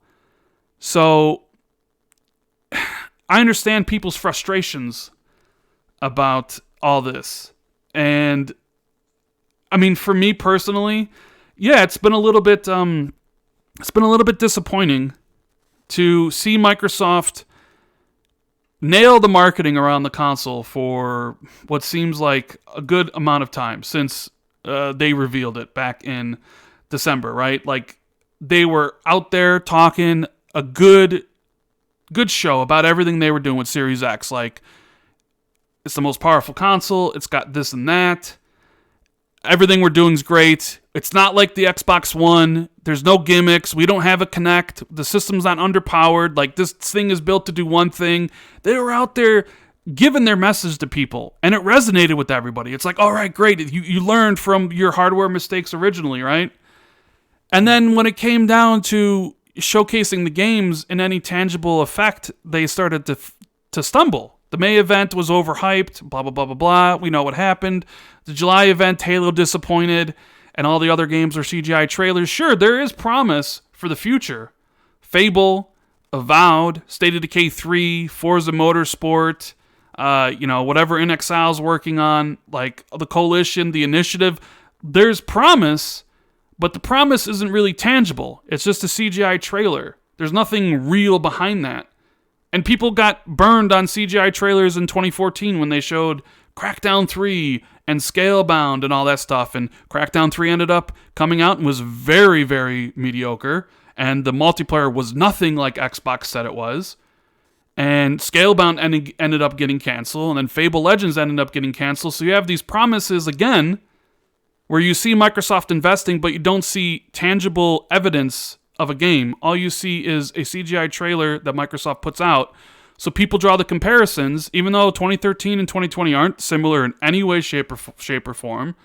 They couldn't be any dissimilar. But I think people draw the comparisons and be like, well, this isn't real yet to me. And because Halo moved, what reason do I have to buy now?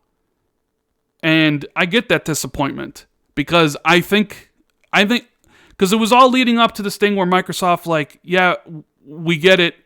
We know what we're doing. And then they just stumbled over the same things they always do. Now, COVID could 100% play into all of that. Like, everybody's working from home and, you can't do... I don't know really what to say about that. Like, I understand that's a thing. But it really just seems like people... I think people get tired of just waiting. I think that's another thing. It's like, we understand the promise is there. We know the games are essentially coming, but they're all in CGI trailer form, and people have been like, I've been waiting since 2016 for Xbox to do something, and they haven't. And I think people just get fed up over the course of time, constantly telling themselves that, and then constantly telling other people that. So then when you see the marketing, and you see that they really aren't doing what you think they should be doing, it just kind of bubbles up into the same old. Well, Xbox just doesn't get it.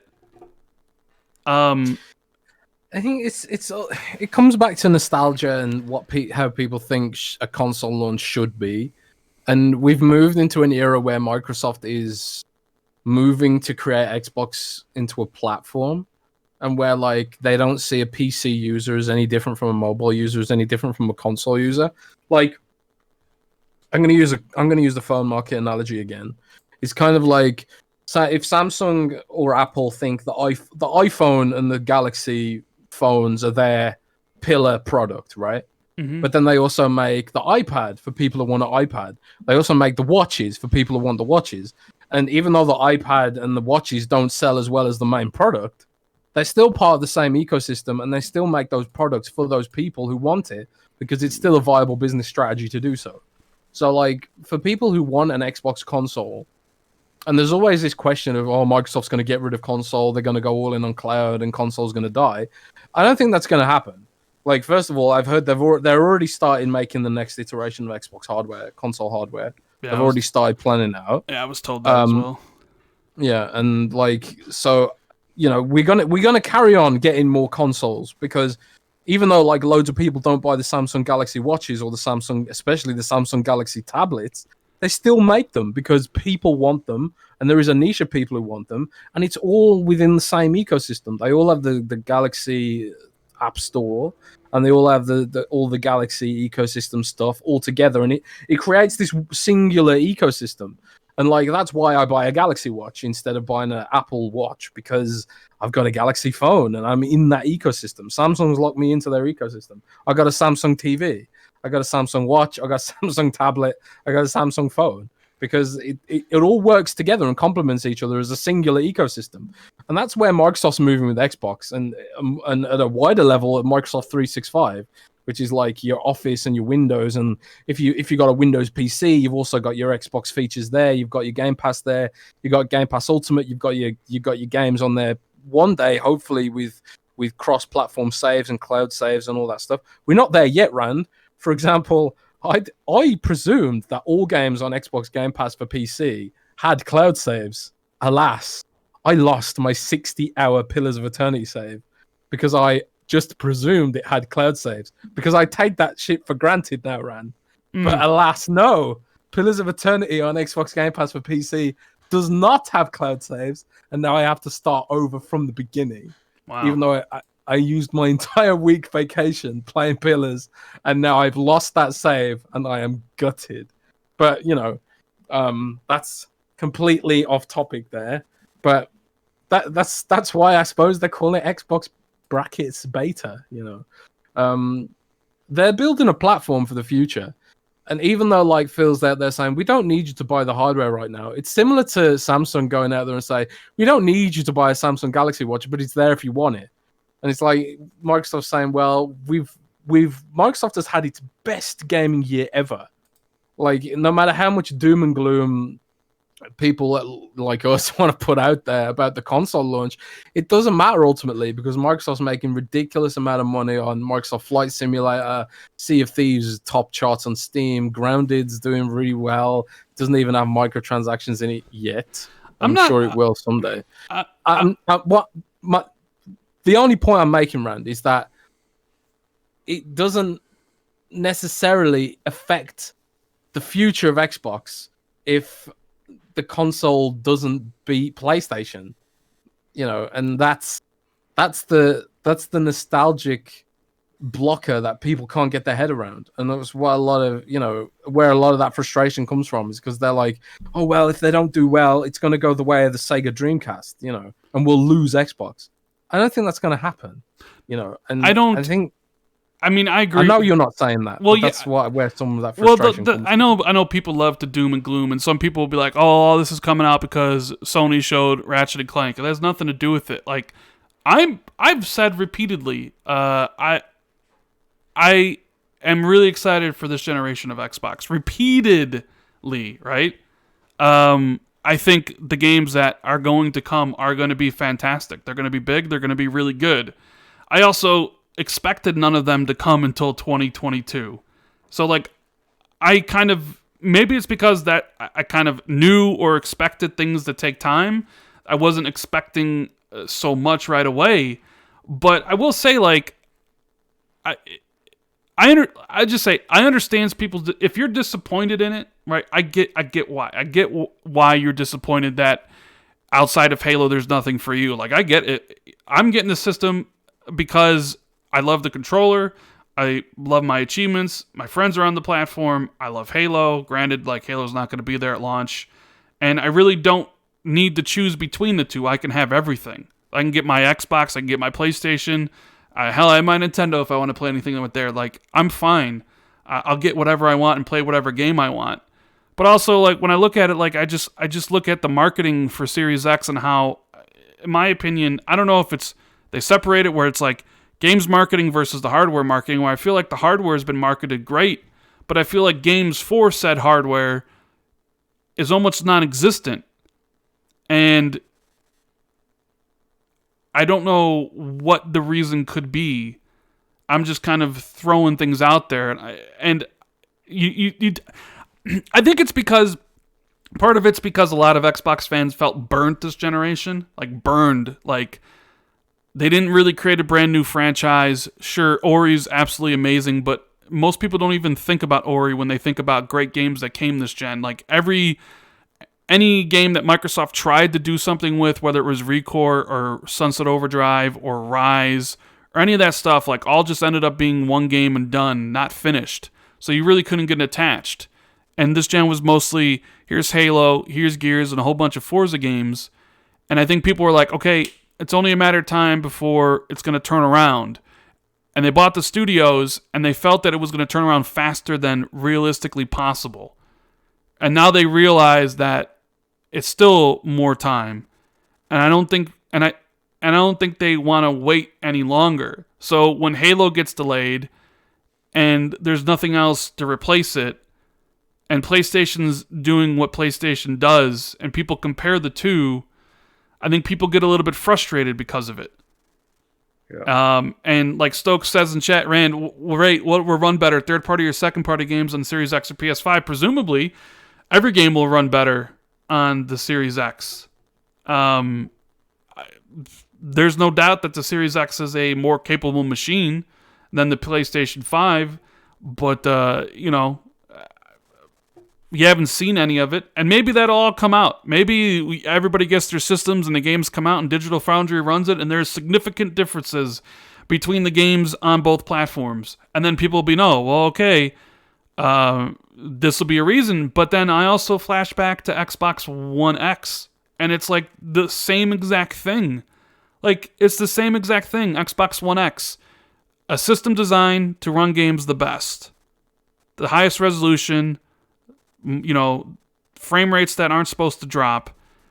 And they launched that system on the back of third-party games running the best. And the one first-party game that was supposed to come out, Crackdown, which was announced years prior, ended up getting delayed. And then not ended up getting delayed a year, ended up getting delayed 2 years later. Remember Crackdown 3 supposed to come out day one with the system, 2017, when it was announced in 2014, and then Crackdown ended up getting delayed to 2019. I mean, it's basically like a degree of PTSD going down. It's basically the same thing 3 years later. Now you have Series X. Halo's supposed to come with it. It was announced years prior. And now Halo's delayed, just like Crackdown was delayed. And now Series X is going to be sold on the back of third-party games running the best. It's the same pattern. I don't know what else to say about that whole thing. I mean, I don't know, the scenarios going on at Microsoft. I don't know how much Halo getting delayed really screwed with their plans. I would imagine an absolute shit ton. I don't know how COVID has affected everything. I would imagine quite a bit. But I just understand people's frustrations. And if you're not frustrated, hey, man, more power to you. I'm particularly not. I'm a patient. A million gamer score without being incredibly patient with a lot of things.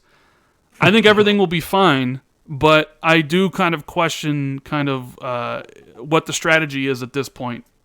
I'm the same way. I'm patient too, and I knew that when they picked up a lot of these studios, it was going to be way longer than people expected because Obsidian still got outstanding contracts for Outer Worlds to fill. I think is there 2 or 3 DLCs they're going to make for Private Division before they can move on properly. So realistically, they can beef up the team to get Avowed out there faster and stuff. But they've still got obligations to fill. Wasteland 3 also is a multi-plat game contractually with Deep Silver before then. We Happy Few, they had to make DLC for We Happy Few for was it Gearbox Publishing, and then you've got studios like Undead Labs, which have to beef up their staff to get to that next level. And it's all this stuff. I knew all this stuff was going to take time, and it wasn't going to be all of a sudden we whip out all these secret games we've been working on for the launch of the Xbox Series X. The Xbox One generation has just been. It was clearly so disruptive to the momentum that Xbox had as a platform. In terms of the content, but and then you look at it well, they could have had Flight Simulator on Xbox this year. Probably not going to happen. They could have started putting Age of Empires on Xbox, but for whatever reason, they just don't think it'll work, even though they pushed a mouse and keyboard on us, last year. I don't know, man. I mean, again, it's just a matter of time, and I know personally that they'll get there, and I'm patient too. But it's like purely from an analytical perspective, you have to wonder what the wider public thinks. And right now, Rand, all the wider public is, especially kids, and a lot of angry parents have been asking me recently why Fall Guys isn't on Xbox. Yeah, Fall Guys kind of turned into a phenomenon, and Xbox and Switch really missed out on that one. That's a Devolver Digital game that kind of had this weird relationship with Xbox, where their games would miss the platform or whatever. I would love to know. I mean, I understand that studio is really small. Maybe that was the only choice, but it doesn't necessarily look good. That game, what is essentially blowing up into being this huge phenomenon, is not on Xbox. So Yeah, I've heard that Sony actually might have some kind of deal with that game too. I mean, they definitely have a deal. I mean, they definitely have a deal because it's on PlayStation Plus. So, yeah, but I think it might be a longer form. It could maybe Sony was like, "Hey, it's doing really well. You want to extend our deal?" And they're probably like, "Sure." I mean, it's not on Switch either, and indie games really sell a whole bunch of copies on Switch. So, I mean, kudos to the team at Fall Guys. Like, they created a game that has really taken the world by storm. People love it. Have you played it? No, but all my buddies have. Like, they're like, "Hey, come play this on PC." I'm like, "Nah, I don't really feel like buying a game on PC." It's really weird. Like, I've got it. I didn't buy it. They sent me a key, but I got it on Steam, and it's quite unique, the gameplay loop. Like, the matches only last like a minute or two, and it's like this frantic and hilarious physics sort of stuff, and can interact with other players. And sometimes you see like these cool interactions that people have. It's such a simple concept, but it's just kind of addictive. It's really well done. It really is. And it's a huge miss that Xbox doesn't have this game with the younger audience, because I know that a lot of kids who don't have PlayStation this Christmas are going to be asking for a PS4. They're probably not, like, I mean, younger kids. Like, and if I was Sony and I was being smart about it, I would sell like a Fall Guys bundle of the rest of my PS4 stock, and I would like sell a Fall Guys bundle on Black Friday. They will sell tons and tons of. They will get tons of kids, the next generation of gamers, invested in Xbox, right? I mean, in PlayStation, straight away. That is a huge miss for Xbox, man. A massive miss. And sadly, it just keeps constantly coming back to this. But Xbox had PUBG before, and that helped elevate Xbox a bit. So it's not like they have a bad track record with choosing the next trending game. But it is what it is. You can't win them all, I guess.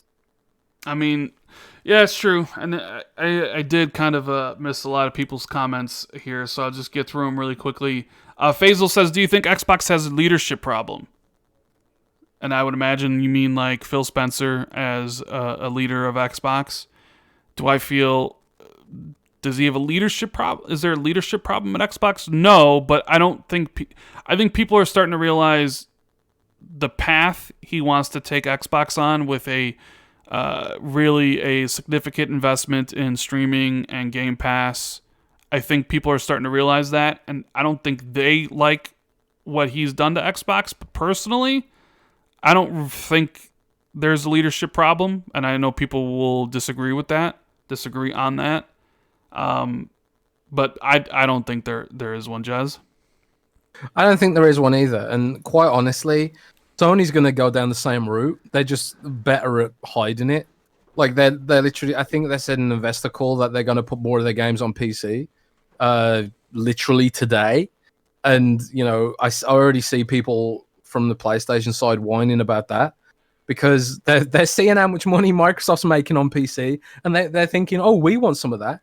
They're not here to make you feel good and make you remember your childhood.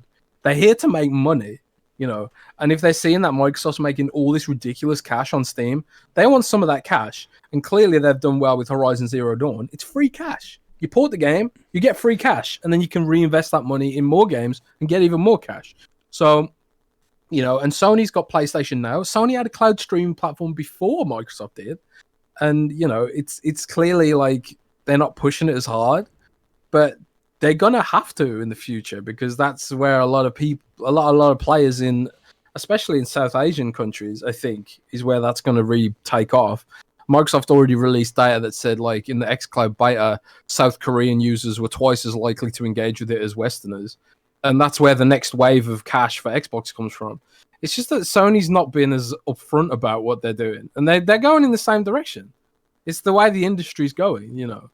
And so, you know, you're going to get to a point where if you want that nostalgic feeling of only having a console in your gaming ecosystem and everything's focused around the console, that's just going away. Like it's basically proven that the console market can only go so far. The console market hasn't really grown for years and years and years and years. Like the amount of people that want a console experience is finite. To expand further, they need to look at new markets. They need to look at PC markets. They need to look at China. They need to look at streaming and mobile devices. That's how you grow the industry. And that's what Phil Spencer's responsibility is to grow that industry and compete with the big boys on that stage. And in that, Phil Spencer's been really successful. Xbox has had its best year for revenue ever this year, and they've dominated PC with Microsoft Flight Simulator, Grounded, and you know, Sea of Thieves hitting Steam and all that sort of stuff. And engagement's up. Xbox Game Pass is doing loads of extra money, and we come to this podcast because we're sort of console-oriented gamers, but we have to realize increasingly that we are the niche. We are becoming the niche. And luckily, Xbox and PlayStation are going to continue to cater for that niche. But in the wider market, we are a niche. You know, we are the Apple Watch owners of the wider iOS ecosystem. The thing I'll say about PlayStation and PC games was, I've said it since I told everybody Horizon was coming to PC, that the plan was Sony was going to put everything on PC, right? And when I mean everything, I mean as much as they possibly can. Like, I don't know any specific games. I mean, I had heard specific games, but like, I don't know for sure. Like, Horizon was one where I had 8 different people telling me it was coming, right? Whereas other people knew other games or whatever, and it wasn't so much like everybody knew Horizon was coming. It was one of the biggest open secrets, just like Fable was in the video game industry, even though the PlayStation fans didn't want to believe it. Now that it's out there, and now Sony's like, yeah, we're going to keep on doing it. It's like, that's what I've been saying all along. Like, that is their plan. They're going to put everything on PC. They're going to put PS5 games on PC. You know, I would imagine at some point God of War will be on PC. Spider-Man might even be on PC. Like, everything will be on PC. Granted, Sony's going to do one thing differently than Xbox, and that they won't be putting their games day and date. It'll be 2 years later, maybe a year later. It was 3 years later for Horizon, but they'll cut down on that time frame. They won't ever do day and date, and if they do it, it won't be for any significant time from now. Like, definitely won't be this upcoming gen. But yeah, they're just going to put everything everywhere. That's just, you know, what they're going to do. And then eventually they'll put everything on PlayStation Now as well. It's all going to happen, just like I said it was going to happen. It's just, you know, businesses take it one step at a time. You know, and if I don't see why people should be upset about games going to PC, but some people will be. I've already seen some comments on Twitter where people are like, want to go after the PlayStation leadership, you know. So I don't know. Sometimes these people are console warriors can be really freaking weird. There's no downside to it, man. is like if Sony puts their games on PC, it's gonna make them more viral. It's gonna make people want to buy a PlayStation more because not everyone can afford a PC. Jazz, So like if they, but you're trying to put reason to someone who isn't really smart, who's basically invested so much of themselves emotionally and their identity into PlayStation as a brand that when PlayStation gets attacked, they themselves feel they're getting attacked. That's what happens a lot with some Xbox fans when people think you're attacking Xbox. Like, I'm sure some people listening to this podcast think when we were talking about the marketing in Series X that maybe we were being a little bit harsh on Xbox. And they feel because of that, because we were, critiquing Xbox in a certain way, and even I don't even think I was really even that super harsh on them. They feel like they're being attacked because they chose Xbox and Xbox is their identity, so therefore you're attacking me, right? I see it all the time with PlayStation guys, is they have invested so much of themselves in PlayStation, right? And they have Ellie avatars and they have Jin Sakai avatars and they, you go on their profile and they got this collage of PlayStation games, right? They're not even an individual. It's like an extension of PlayStation, and all their tweets are talking about greatness and all this stuff, like basic corporate taglines that some billion-dollar corporation thought of that they use on a daily. Like they're not even a person anymore. They're just an extension of PlayStation marketing. Smart by Sony to basically weaponize people like that and turn individuals into the PlayStation marketing arm. But it's no surprise that when you remove the exclusivity of a game, the reason these people are so invested in that platform and you give other people a reason to, then your perceived investment in that brand is lessened, right? So you have all these guys with all these PlayStation avatars talking about how they're the greatest and their exclusives are the best. And then Sony is all of a sudden like, well, we're putting all the exclusives on a different platform. And that just destroys their reality. They can't take it. So they want it to change.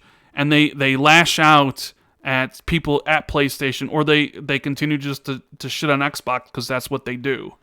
I mean, it'd be funny if we could actually get like a therapist to kind of to go through and try to overview of the fanboy stuff.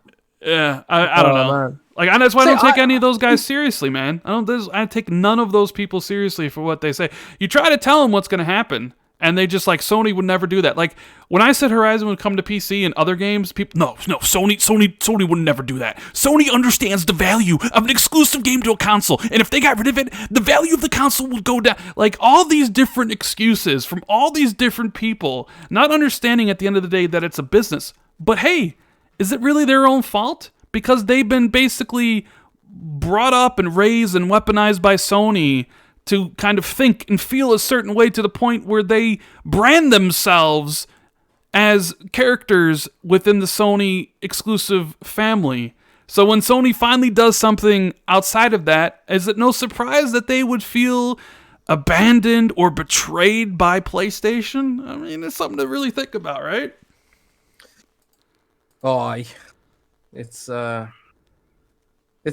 just comedy to me, man. I think it's okay to be a fan of something. Like I certainly am. I'm a fan of Xbox. Like I freely, openly admit that I'm an Xbox fan. But there comes a point where you have to separate being a fan for being like a warrior for that brand, and these are like trillion-dollar companies in some cases where you have to sort of take a step back and think like, at least from an analytical point of view, could they be doing better for me as a consumer? And when you stop being able to do that objectively, thinking like, are they doing the right thing for me as a consumer or the wider market as a consumer, or even like, think about other people, have some empathy. Like maybe someone doesn't want to buy an Xbox, and maybe it's okay that their games come in a PC or even a mobile phone. Or maybe it's okay that gamers get to experience God of War on PC because they don't want to buy a PlayStation. Maybe that is okay, Rand. Maybe that is okay. But it is what it is, man. And there's always going to be console wars, sadly. And it is what it is. And the funny thing is people think this is exclusive to just PlayStation, whereas like the same thing, I've already said, same thing Xbox, There's always a dedicated group of fans, just like it, whether it's PlayStation or Xbox. Look, there's even a couple people here super upset I said this. This one guy super chat and says, "Don't let me take your double A's, Xbox. Xbox, you're salty." What am I salty about? I'm not salty about anything, boy. You know what I mean? Like, I have a PlayStation. I probably played more games on PlayStation than you. I have everything I want. Who's salty about anything? I don't understand how anybody can be salty when you have access to all the systems. What am I salty about? PlayStation puts out a great game, I play it. Xbox puts out great games, I play it. Xbox puts out anything, I play because that's where I play. Like, think for a single second. But maybe that's not your strong suit, buddy. But hey, thank you for the money, by the way. Appreciate it. That's what I mean. Some people like that guy are just super dumb, and you just can't get through to them, no matter how hard you want to try. There are some people who just can't see past the console war because their brains don't process things logically. You know, it's all emotional and emo shit, you know. But who cares at the end of the day? What is important is great games and playing great games and finding camaraderie with people who play great games. And that is the majority, frankly, of my interactions with this community has been positive. So I have to remember that bit and put that into perspective. Like, the vast majority of people that you speak to in the community are just awesome people. And, you know, they do take it as a hobby, and they do take it, you know, in a way that is a sort of measured approach, you know, where you can be a fan of something while also being able to criticize it and look at it critically. But some people they're emotionally invested and they don't have their own personality or identity. Their identity is their console brand or whatever. It's so weird because you don't get... People argue about what's better between Apple and Android, and there are certainly like Apple fanboys, but I don't feel like there's such angst in any other community that I've seen, except for maybe politics. But Jesus, let's not go there. And imagine trying to like own somebody by saying plug in some Duracells or some stupid garbage like that. You know, especially from a guy that has the PlayStation logo as his avatar. Just like I said before, how many of these dudes rep PlayStation, talk smack, and basically are an extension of Sony's PR with avatars from them or any of that stuff? So many of them. It's just pathetic. It's so pathetic. And the thing is I probably I'm harsher on Xbox than PlayStation. In fact, it's not even that often I say a bad thing about PlayStation, because at the end of the day, PlayStation really doesn't matter to me, and I really enjoy their games. I mean, the only exclusive game of theirs that I thought was really mediocre was Days Gone. The rest of them, I was like, I've praised consistently. God of War, one of the best games of the gen. Spider-Man, fantastic. Ghost of Tsushima, my game of the year. I really enjoyed Death Stranding. I don't talk about PlayStation that much, even though like I like their exclusive games, but yet people come in here and say like, oh, you bad talk PlayStation all the time. Like, when? Like, how often do I do that? Hardly ever. I'm a primary Xbox channel. I talk about Xbox 99% of the time, and I don't know, like, it's weird. Like, I don't think people actually even know what I say about certain things. You know, they just hear things from other people who don't. No. What it is they see the Xbox brand on the channel, Xbox 2 podcast, and that's it. That's enough evidence for them that someone hates PlayStation, because they can't see past the brand because they're dumb. That's it. Anyways, we kind of really rambled this entire podcast. I figured, you know what? Let's talk a little bit about Perfect Dark, Jez. Because Jeff Grubb, I don't know, did you see what Jeff Grubb said about Perfect Dark? Yeah, he said. Oh, actually, remind me what he said. I don't know. I don't want to misquote him.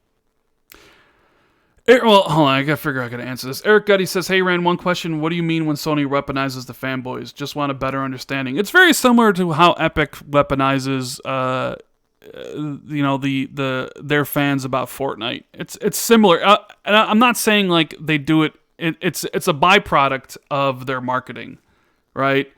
PlayStation says, greatness and all those different taglines that you're supposed to choose PlayStation over everything, and exclusives are the most important, right?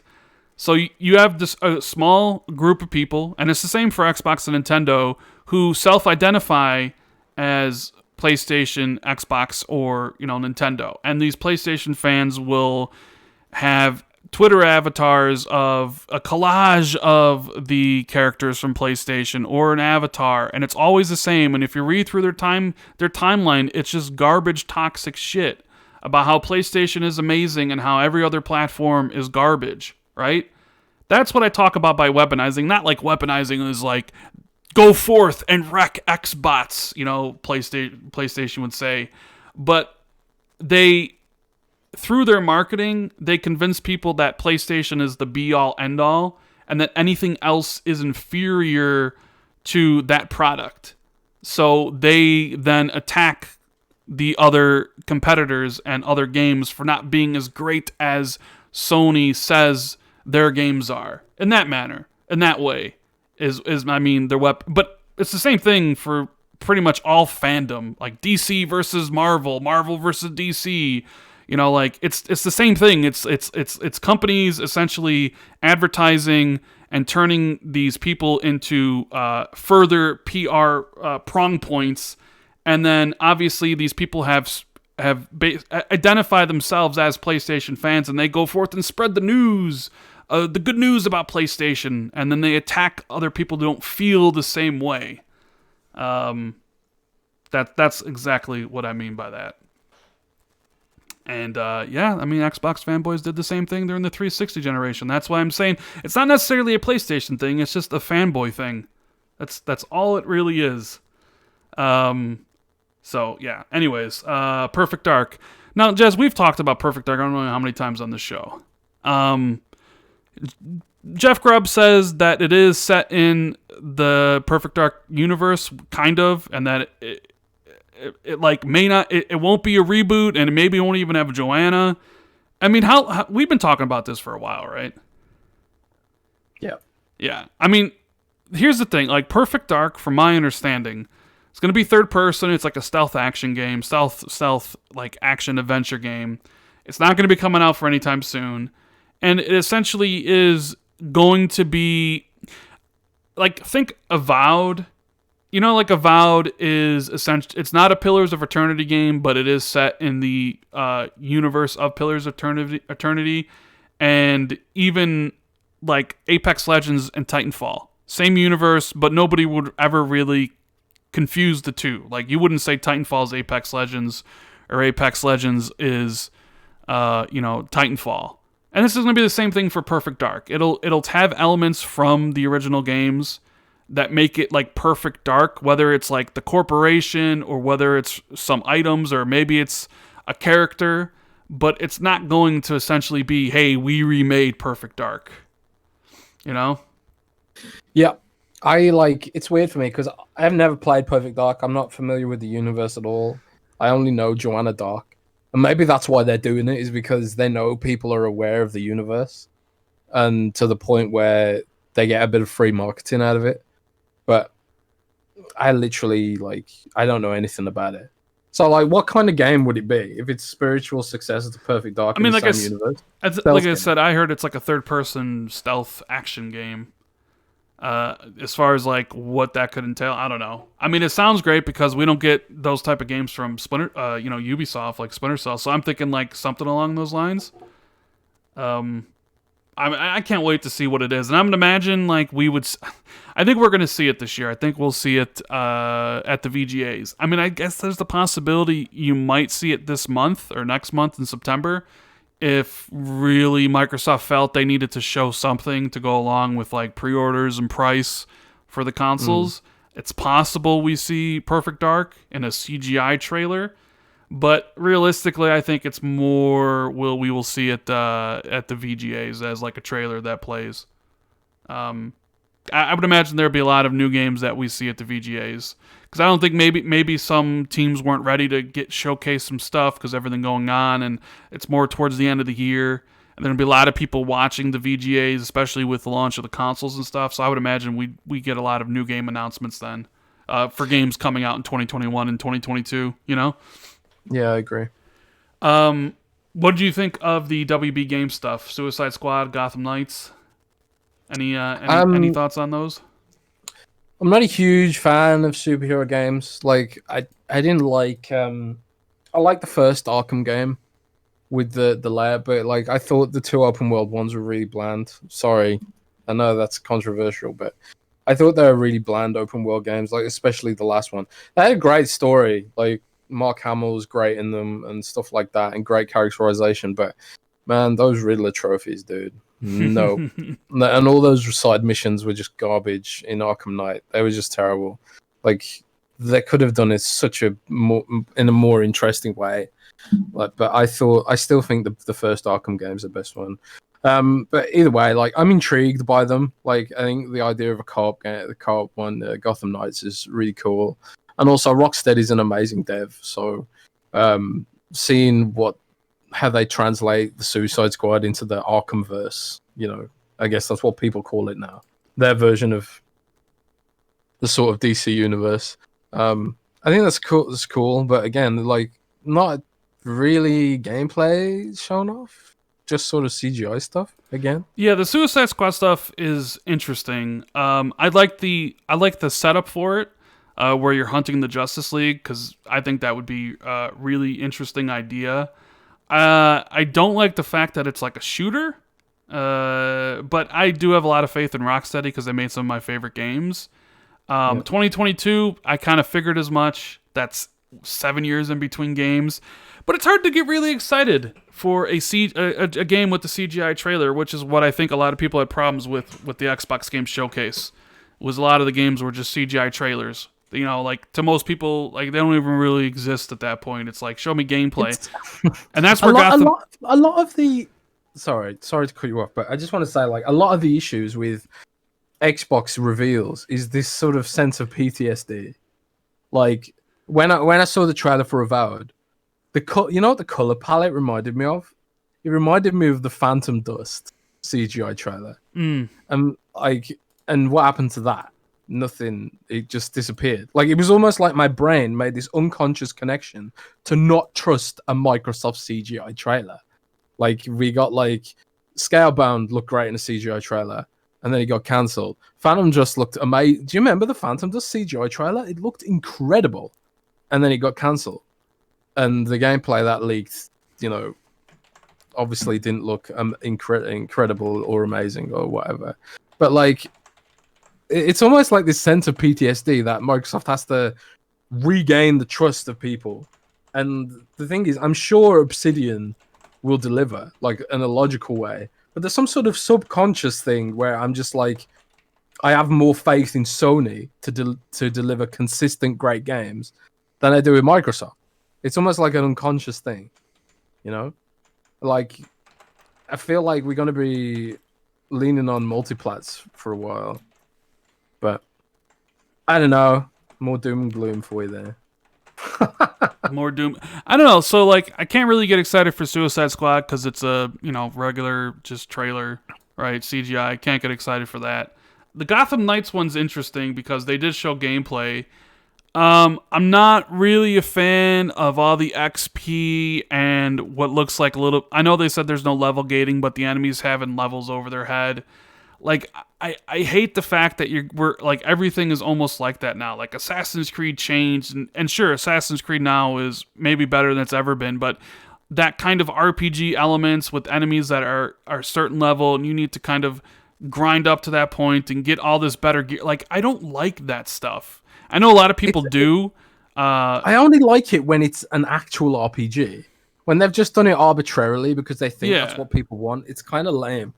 Like I liked in Wasteland 3, for example, the sense that I was getting more powerful as I went along, and my squad got more skills, which meant I could go back to previous areas and unlock chests that I didn't have the lockpicking skill for before and stuff like that. But in an open world setting, it's kind of like I don't know. It has to actually be an RPG. Like it works in Skyrim and Fallout because they're actually RPGs, and you're playing a role. But in a game where you're playing someone else's role, it doesn't work that well. Like even The Witcher, I felt like the progression system in The Witcher was probably the worst aspect of it because you were playing as Geralt of Rivia. You weren't role playing yourself, and like a lot of the upgrades you got in The Witcher just felt like they were arbitrarily held away from you.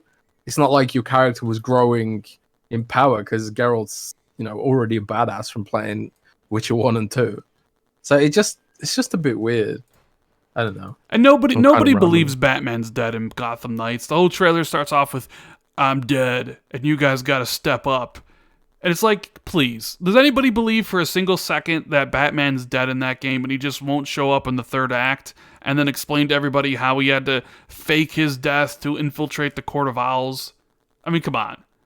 I don't know. Like, I'm more excited for Gotham Knights at this point than Suicide Squad just because it's gameplay, but like, there's some elements of Gotham Knights I just kind of look at. I'm just like, man, this got some elements of other games I don't really care for, the whole leveling, and I don't know, like, oh, we have 4 playable characters, where it's like, well, who do I want to play as? Do I want to play as Red Hood, or am I missing out if I don't play as Nightwing? Is it going to be where like, oh, certain parts of the game you play as certain characters? But what if it's a game where it's like, well, you can just play through the whole thing as Batgirl?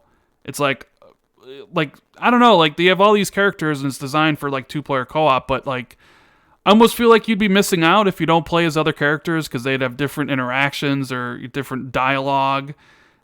Maybe Red Hood's just not as cool as Nightwing, and if you pick Red Hood, you don't get you get a worse experience.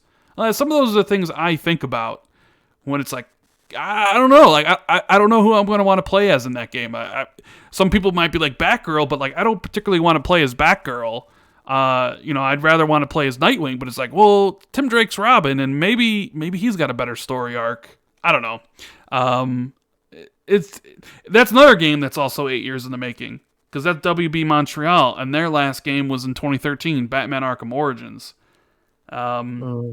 Yeah, so 2021 for those. I think next gen only for Suicide Squad. It just sucks we didn't get to see anything for that. The PS5 pre-orders, Jez, they did this whole lottery system for Sony's website. The lottery system? Well, so it was like you basically just signed up for a chance to potentially be able to pre-order the PS5, and it was based around like factors of like your interest and maybe like what your trophy level is. So I signed up for it because I want a PS5. I would imagine a lot of people signed up for it. I mean, I don't really want to buy it straight from Sony. I would much rather just prefer to buy it from Amazon rather than buy it from Sony themselves. But I think it's interesting that Sony is doing this, and this is kind of a thought I've had in my head for a while for both PlayStation 5 and Xbox, being like, is it possible that both these systems are going to be in very limited supply, where they'll come out, and if you don't really pre-order day one, you might not be able to get them until sometime next year? That even though the systems were ready to come out, they just didn't have enough time to produce as many? Because I don't know, I see like... See, for me, Rand, this just lends more credence to my theory that they're going to be more expensive, and that Sony and Microsoft are just like, they're just expecting lower demand because they're more expensive, and they got more expensive parts in them. I mean, maybe I'm crazy, man, but I don't think so. It's just... I mean, I think we're getting closer to the date we're going to find out the pre-orders and all that stuff, because now Sony's doing this, so they got to be close, and Xbox has to be close as well. I would imagine like when they reveal Series S and the price, you'll be able to pre-order the Series X. But yeah, it's getting to this point now where it's like, we're really doing a lottery here. And I mean, I signed up because I want a PlayStation, but then again, I'm an Xbox fan. When people say in the chat, I hate PlayStation, right? Because that's what Xbox fans do. They hate on the other platform. Or at least some people say, you're an Xbox podcast. Why do you talk about PlayStation? It's like, it's my podcast. I'll talk about whatever the fuck I want to talk about. If I wanted to talk about freaking movies, I'll talk about movies. You know what I mean? You want to talk about like the Batman movie trailer? We can talk about that. You know, I don't really confine myself or box myself into the things I want to discuss. It's mine and Jess' show. We'll talk about whatever we goddamn please. And if it's PlayStation, it's PlayStation. Mostly it's Xbox. You notice how we never talk about Nintendo? Because I always tell Jez beforehand, we're not talking about Nintendo. And he always still finds a way to bring up Pokemon or some of that stuff. I tell you one thing, there is one fan base that holds their preferred platform to account, and that is Nintendo fans. That's fans not true, because they've gotten 20 Pokemon games, so that's not true whatsoever. What do you mean? You said hold their platform holder to account for better games or whatever. I mean, if that was true, you'd had one Pokemon game and that's it, because that game was garbo. Man, you don't know what you're talking about, buddy. But what I mean is, when people want Nintendo Direct and they don't get it, man, the salt doth flow, buddy. Oh yeah, the last 2 Directs, I think people have been pissed off, right? Hell yeah. Yeah. Yes, they are. Anyways, you know what? Yeah, this was a weird podcast. Yeah, it was a weird, very rambling, weird one. Very weird and rambling podcast. But I hope people enjoyed it. And we'll probably end it there, and we'll take a couple questions because we do have to get out of here. So I hope you guys enjoyed it. If you did, hit the like button, the subscribe button, hit the notification bell if you always want to be notified when this podcast goes live, usually every Friday. You can follow me and Jez on Twitter, so you can be notified that way. Apologize for the weird structure of this podcast. We were kind of just rambling about stuff, had some things we had to get off our chest. I'm sure there's definitely some people who probably didn't appreciate it, maybe some that did, but either way, we appreciate everyone being here. I know a lot of people left super chats, which I probably got to read in a minute here, but we appreciate you. And if you're listening to this later, hi, how's it going? Hope you enjoy the show. So we got a question from Face, Jez. What does launch window mean, since Sony is advertising some games as launch windows 1 year from launch, 6 months from launch? Usually launch window means like 6 months, right? Roughly. So system comes out in November.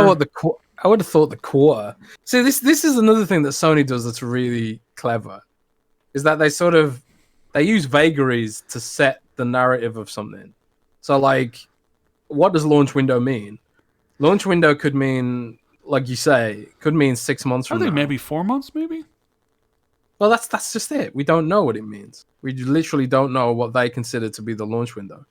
And because of that, the game could be coming, in a few months or further out. But right now, people are talking about PlayStation 5 because they expect that game to at least be launching at some point within reason towards the start of the launch of that well, system. yeah, I would imagine, right? So they said launch window, so if they knew it was a launch day one title, they would say it, so that when they say Ratchet is launch window, I would expect it comes out by May. I would say March is probably the furthest you could extend a window. Maybe May at the furthest. But like May, you're thinking, is that really a launch window? So I would say March. Like, I just have this feeling like Sony's like, they're going to put Demon's Souls and Spider-Man and Returnal as like launch games alongside like Sackboy and Destruction All-Stars, right? And then like next year, they'll have Gran Turismo 7 and they'll have like Ratchet in March, and they'll probably have Horizon Zero Dawn 2 or Horizon Forbidden West if it doesn't get delayed, probably in the fall, like September or something, as like their fall game. And they'll probably have other games scattered throughout, like Deathloop got delayed, so that'll be somewhere. Maybe they'll announce other exclusives and stuff like that, but yeah. Commander Shepard says, always enjoy listening to my favorite podcast no matter what you guys talk about. Thank you, Commander Shepard. And Blue Moon FC says, where would you both want GTA 6 to be set? Ooh, Britain. Just says set it Britain. In London. A lot of people say in London in the 40s or 50s or in the 60s with the Cray twins. That'd be. How about sweet. Chicago? Yeah, Chicago. Nah. We got Mafia for that, man. Some people would say Vice City, like because of the color, because of Miami. What about all of them? What if you had GTA 6 was set in between Liberty City, Vice City, and San Andreas, and you could like visit any of those? That would be massive, but it would be something you would expect from Grand Theft Auto, right? I don't know if I'd expect that anymore. Well, yeah, that's true. Dan Houser's gone. Yeah. Dan Houser's gone, and now we're microtransaction Yeah. hell the game. So I don't Chase know. says, I don't care what you guys talk about. I enjoy every minute. Helps me get through my 12-hour shift. Well, we appreciate that, and we're glad that we can help you get through your work shift. And let me just read through all the super chats I missed when we were talking about the who knows what we were talking about, but I missed quite a bit here, Jez. So Siler says, your thoughts on why a game like Ratchet Clank is 60 frames but Call of Duty's 120 frames, especially how good it looks? That's a good question. I'm not really the tech guy.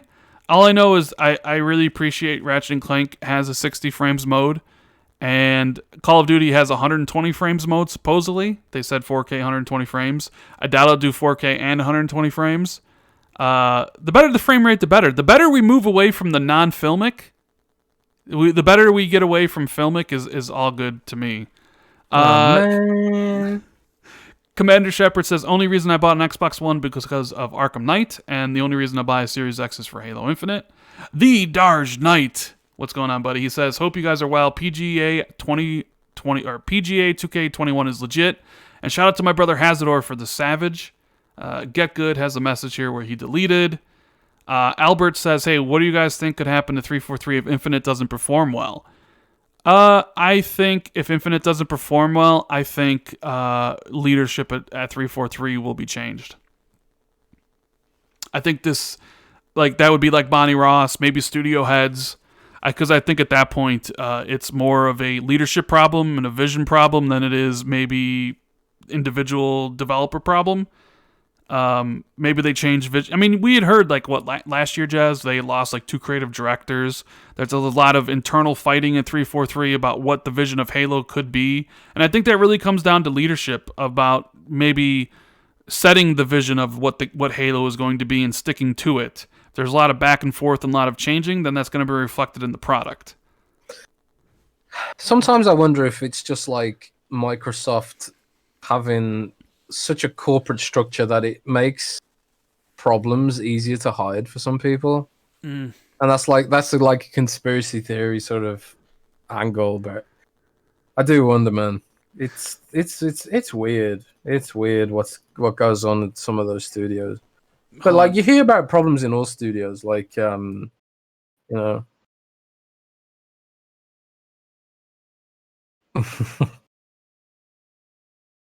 All right. Anyways, yeah, I was just saying it's weird. You always hear problems about some of the big studios and stuff like that. But I don't know. It's the whole thing with Halo is just kind of weird. Hold on. I lost my place.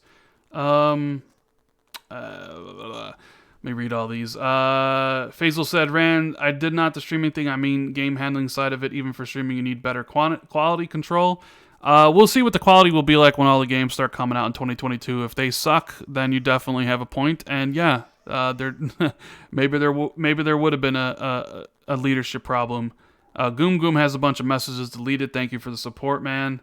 Siler says, if Last of Us 2 was developed in 5 to 6 years, why does it feel like Halo is struggling so much when the former has high production quality? I think a lot of it has to do with they want to turn Halo into a platform, and it's got multiplayer, it's got Forge. There's a lot of more moving parts to Halo than there is Last of Us Part 2, I think has a factor in that. Adam says, do you think regardless of Halo's success, there will be massive changes at 343 with leadership and how the studios ran? We kind of talked a little bit about that already. Everborn Saga says, how much of what you're seeing right now with the Xbox because they waited so long to lock in hardware? Sony locked in earlier, so devs had more time. So that is something we've heard, that Xbox waited longer to get more features from RDNA than Sony did. And that might be a reason why the series, the dev kits are later. Maybe a reason why there isn't a lot of gameplay footage where Sony had dev kits out much sooner and their tools are a little bit better. So there might be some truth to that. Trey Duke says, we the fans are ruining Halo. Halo won't evolve because we keep asking for the same crap over and over, and 343 doesn't have the confidence to say no.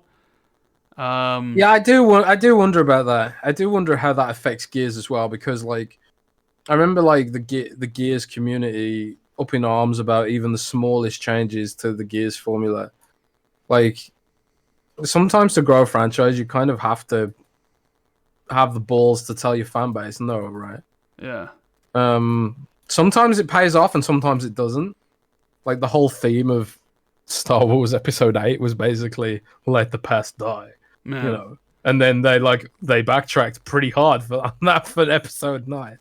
But you know, it's a risk, and I think we've talked about this show before that there's a potentiality that Microsoft's a little bit overly risk averse sometimes. But all businesses are, I guess. Yeah. All right, and I think with that, I think we're gonna end the show for now. I got some things I need to go do, and Jez as well. So we'll maybe a more extended question and answer segment next week, and more structured podcast because we were just rambling for a while. So, Jez, you got anything to say before we get out of here? Nah, just like, thanks for joining us. It's I really love doing the show. I really do. And thanks for being awesome, Rand. And I hope you had a nice birthday. Thank you. And I did. I've I love doing made the you show with you. in awesome, man. I've made you in Wasteland 3, my PC playthrough. You are a brawler and you punch things to death. So, Amazing. there you go. Yeah, guys, we'll be back next week. Enjoy your weekend and keep it gaming. Later.